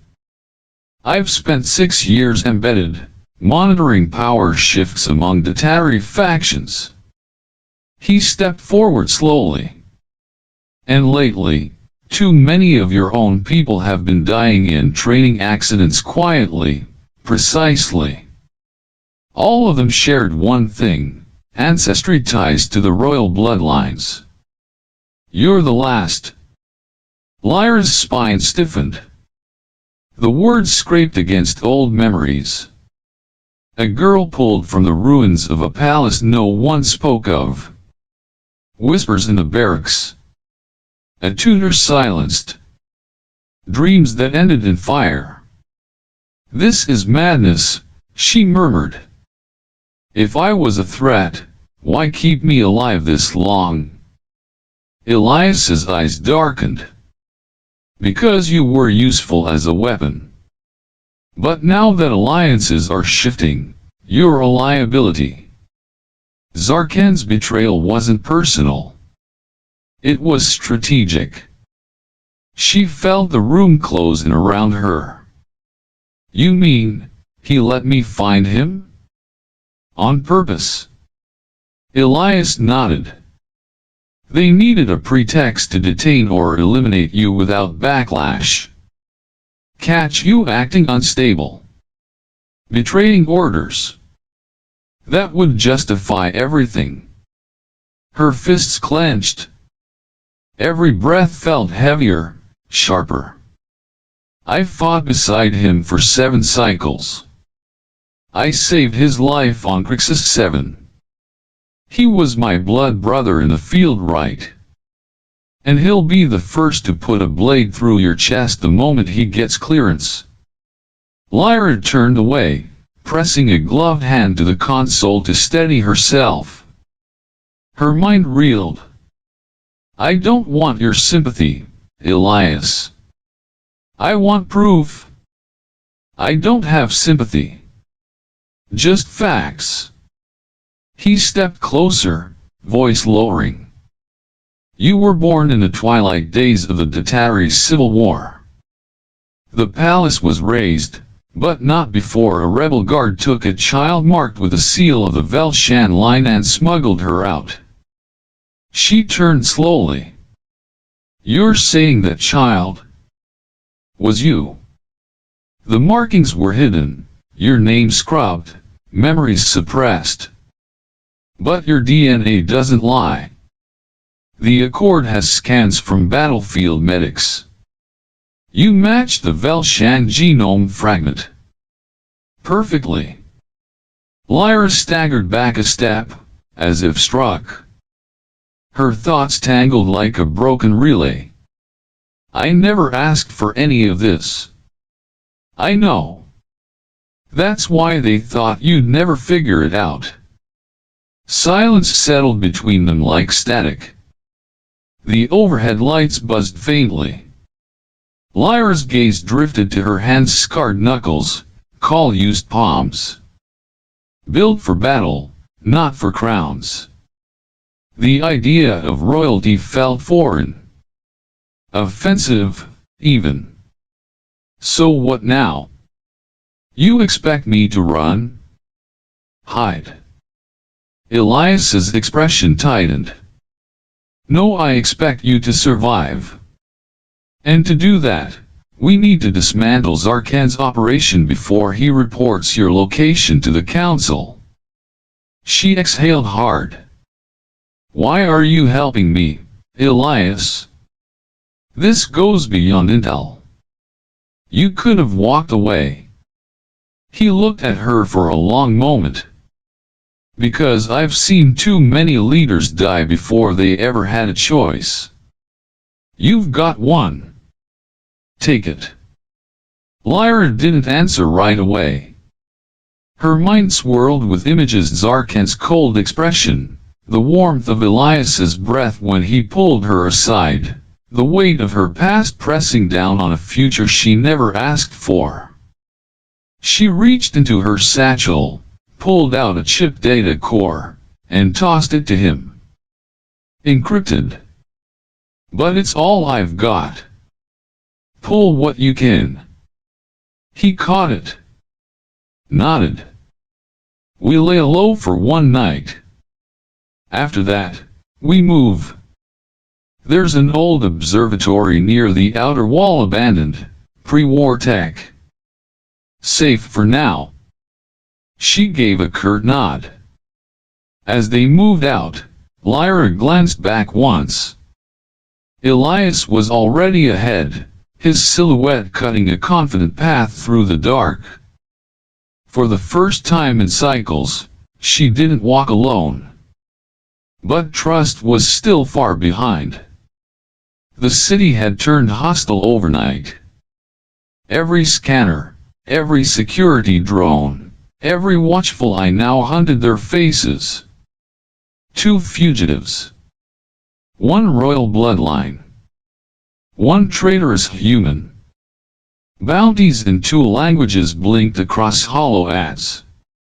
Arcadion no longer felt like neutral ground. Elias and Lyra moved in silence, hugging the back alleys until they reached a sealed maintenance shaft. Elias pried it open with an old clearance chip and led them down. The hatch groaned shut behind them. Cold swallowed them instantly. This was no ordinary tunnel. This was part of Arcadian's forgotten underbelly, the original Magrail network, decommissioned decades ago. Elias walked ahead, flashlight cutting through the dust-laced dark. "You know this place too well," Lyra muttered. "I live down here," he said, not turning. After the bombing of Sector 5, there weren't shelters for people like me. Just tunnels. She followed, her footsteps echoing off steel. The deeper they went, the more the city's noise faded, replaced by a hollow hum of ancient energy still trapped in the rails. They arrived at a storage alcove, tiny, barely lit. Elias tossed down a thermal mat and pulled out 2 nutrient packs. Lyra didn't sit. "So this is it? Hiding in holes until we rot." Elias leaned back against a crate, unwrapping his ration. "No. This is the breathing room before the strike." She paced. "You sound like a soldier. But you wear no crest. No oath? What are you really, Elias?" He looked at her, eyes shadowed. "I was a brother. Once." She stopped. "To who?" "2 sisters. They died during the war. Datari assault on Sector 8. Wrong coordinates. Wrong intel." Lyra's face tensed. The words were familiar, too familiar. Civilian casualties, burned homes, broken treaties. She had read the reports, even justified them at times. But standing here, face to face with one of the names buried beneath those files. "You hate us." "No," he said. "I hate what war makes of us." She said then. Quiet. The silence stretched. Above them, patrols began scanning the upper levels. A low drone passed overhead. Elias muted the ambient light. "They are closer than I thought," he whispered.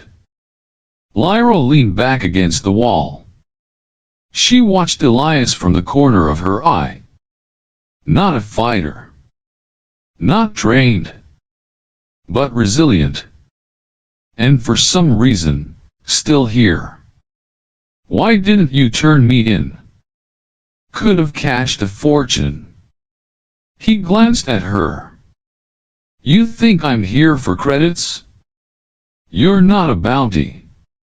You're the last damn firewall before this city burns." Her lips twitched. Not a smile. But something less guarded. They slept in turns. Elias took first watch. When Lyra woke hours later, he was scribbling on the back of an old maintenance map marking tunnels, exits, power lines. "We'll need a distraction," he murmured without looking up. "I know a relay junction that still connects to the central grid. We overload it, half the city's cameras go dark." She nodded. "Then we hit the server banks. Pull Zarkan's records." Elias looked up. "And expose them all?" There it was. For the first time, shared mission. Lyra shifted. Her voice softened. When you said you live here, what was it like? He leaned back, eyes distant. Lonely. But quiet. Safer than the surface. I used to sit near the broken skylight at Terminal A3. Watch the stars through the cracks. Pretend the world was still up there. Lyra thought of her childhood shattered palaces, silent corridors, her name never spoken aloud. They were different species, different fates. But the loneliness? That was the same.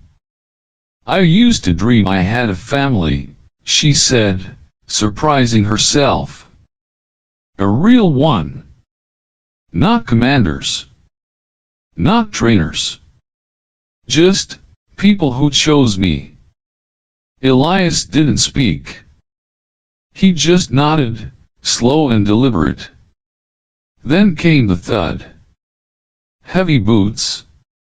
Echoes. Lyra and Elias shot up simultaneously. She reached for her plasma blade. He grabbed the old pulse rifle he'd stashed nearby. 2 patrols, he whispered, checking his handheld. I'll draw them, Lyra said, voice clipped. You circle and disable the scanner hub. That's suicide. That's distraction. Elias cursed under his breath, but nodded. They moved. Lyra exploded from the alcove, sprinting toward the echoing hallway. Energy bolts lit the darkness. She flipped behind a pipe column, returning fire, forcing the patrols to split. Elias darted the opposite direction, bypassing a maintenance panel. Sparks flew as he rewired a relay. One of the sentries spotted him. A warning shot grazed his shoulder. Lyra roared and hurled a flash charge between them. Light consumed the corridor. Elias vanished into the shadows. She followed moments later, breath ragged, adrenaline high. They regrouped at a broken tram line. Both panting. Both alive.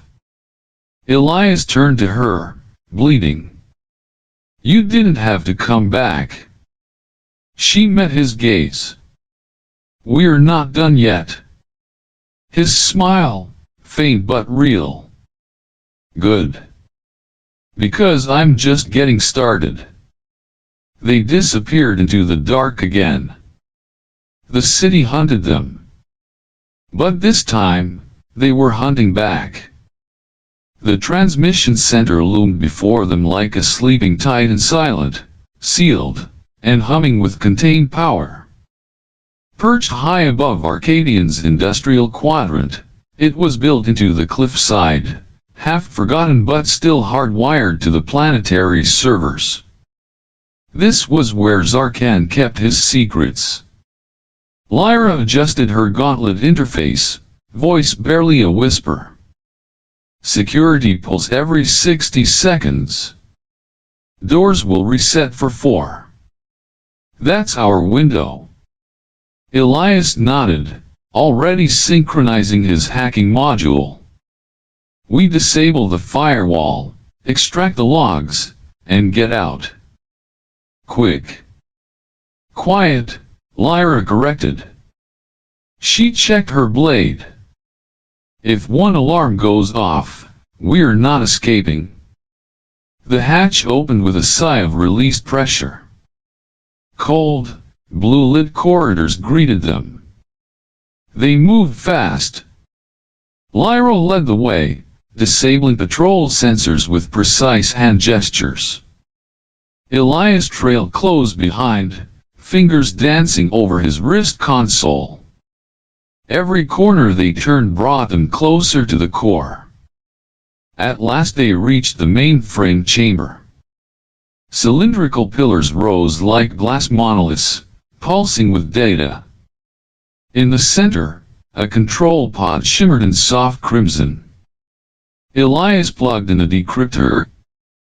"I need 90 seconds. "You've got 60, Lyra snapped, taking position near the door. Time bled. Then came the noise. A shift in air pressure. Lyra's instincts screamed. She spun, blade raised and met the muzzle of a Datari rifle. A squad of enforcers had breached from the upper ducts, silent and deadly. One fired. Elias didn't think he moved. Shoved Lyra aside. The plasma bolt slammed into his side, burning through fabric, flesh, and bone. He dropped instantly, smoke curling from the wound. Elias. Lyra dove beside him, voice raw. Blood soaked his shirt, dark against the floor, soaking into her gauntlet, streaking her red armor. The guards advanced. She rose. Something inside her cracked. A heat she didn't recognize surged through her core. Her vision shimmered. The glyph on her neck, long dormant, flared to life. She screamed. Light exploded from her chest. Not fire. Not energy. Inheritance. The room warped, columns vibrating. Her body hovered inches above ground, glowing. The enforcers froze. One fired. The bolt dissolved midair. She extended her hand. The main crystal in the chamber cracked, splintered by a wave of power. The surge rippled through every node, overloading systems, disabling their suits. The squad fell like puppets with cut strings. Lyra collapsed to her knees, chest heaving. Sparks rained. She turned to Elias. He was pale. Shaking. Eyes flickering. Elias, no, no, stay with me. You idiot. Why would you? His lips moved. A whisper. Told you, not just a soldier. Tears blurred her sight. She gripped his hand. You can't die. Not yet. I haven't even. He smiled faintly. You said, if we die, let it be real. She pulled him close. His blood smeared across her neck. But his smile didn't fade. Then the decryptor beeped. Data extracted. Lyra looked at the screen. Zarkan's files. Messages. Orders. The plan. Names. Everything. Proof. She hoisted Elias's body onto her shoulder, teeth clenched against the pain. If you die, she whispered, I'll burn the whole damn city with you. And then she vanished into the smoke, carrying both the data and the only human she'd ever loved. The broadcast lit up Arcadian's skies. From the city's tallest spires to the deepest levels of its underworld, every screen flared to life. Every encrypted channel blinked with the same data burst. Names. Orders. Recordings. Visual proof of Zarkan's betrayal, collusion with external factions, assassination lists, political manipulation masked as military restructuring. Lyra's face was on the footage too. Not as a fugitive, but as the one who risked everything to bring truth to light. And beside her, Elias, wounded, barely breathing, but alive. The ripple effect was instant. Zarkan was arrested by his own lieutenants. War was called off. Temporarily. But the price? Heavy. Lyra and Elias, now wanted by both the Datari High Command and the Accord's own Oversight Council, were marked as dangerous operatives who had acted without sanction. The truth had saved thousands but challenged power. And power hated exposure. That morning, under a bruised Arcadian sky, a battered starship prepped for launch. Lyra stood on its upper hull, watching the last light of the city wash across the horizon. The air carried the weight of endings. Streets that had once hunted them were now quiet. Her armor was scorched, blood still caked near the collar. Elias emerged from the medbay, a fresh pressure wrap around his torso. His steps were slower, but steady. She turned at his approach. "You shouldn't be standing yet. And miss the last sunrise I'll ever see from here?" She exhaled. Not a sigh. Something softer. He stepped beside her, looking out at the skyline. "They'll spin it," he said quietly. "Turn us into villains. Make it cleaner. Let them. We didn't do it for headlines." He glanced at her. "Then why did you do it, Lyra?" She hesitated. Then. "Because for once, I wasn't following orders. I was following you." His throat tightened. Her voice had changed, less steel, more earth. Still powerful, but human. The ship's engines began to warm. A deep hum underfoot. He looked at her. Really looked. And saw it. Not the soldier. Not the symbol. Just Lyra. And she smiled. It was slight. Almost imperceptible. But real. "If there's one thing that changed me," she said, "it's the way you looked at me, not as a weapon, but as a person." Elias couldn't speak. So he reached for her hand instead. She didn't flinch this time. As the ship lifted off, Arcadion shrank beneath them, becoming a city of lights, shadows, and stories. Not their home anymore. Not their war. The stars awaited. They stood together in the observation deck, watching the atmosphere fade into void. Lyra's voice broke the silence one last time. "We don't belong to them anymore?" Elias nodded. "No. We belong to each other." And in the vast silence of space, where names carried no rank and bloodlines had no throne, they chose. Not sides. But each other. Always each other.